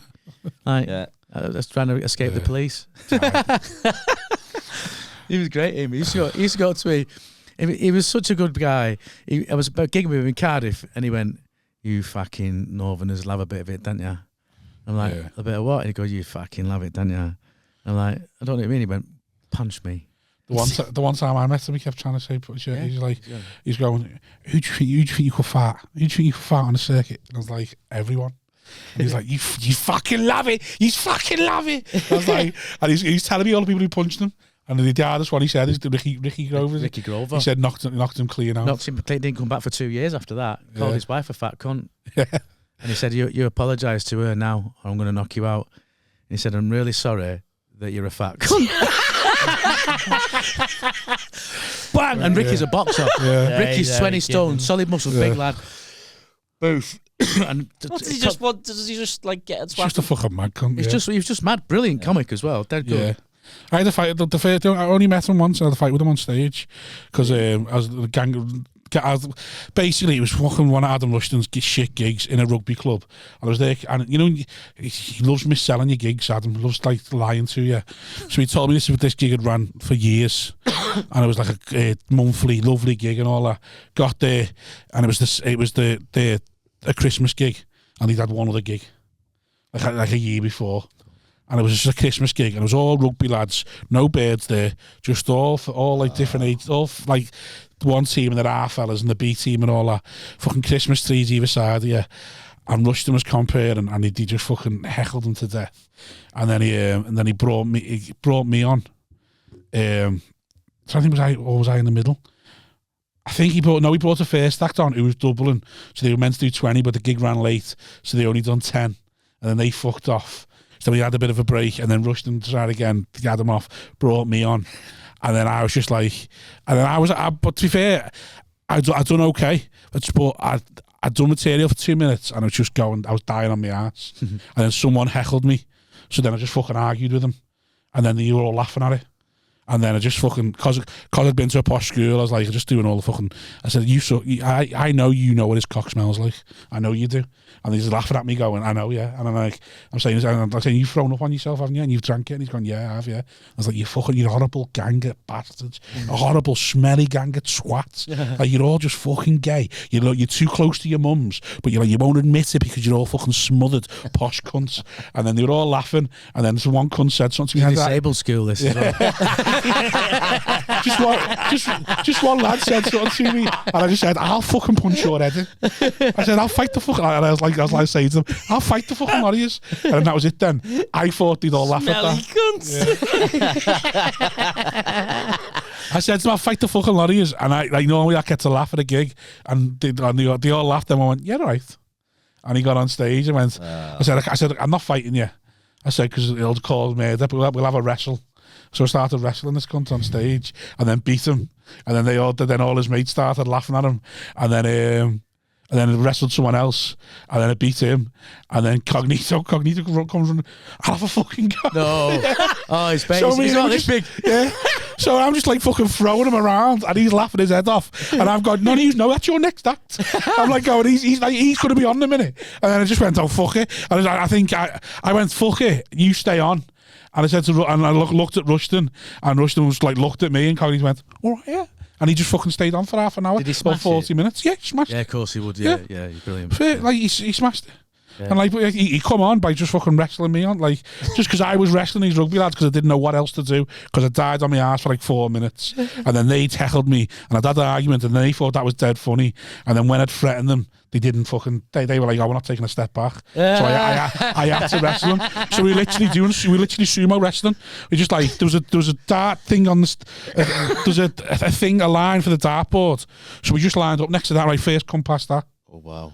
And then so like, I beat two of them doing it, and I was like, "You think I'm just a fat cunt? I'm dead strong as well." Like beat two of them doing it, and then like Cognito said, "I'll have a go," and then Cognito just jumped on me, like rather than like wrestling me, he just ran up and jumped on me, and I had to catch him. And I was like, "What are you doing?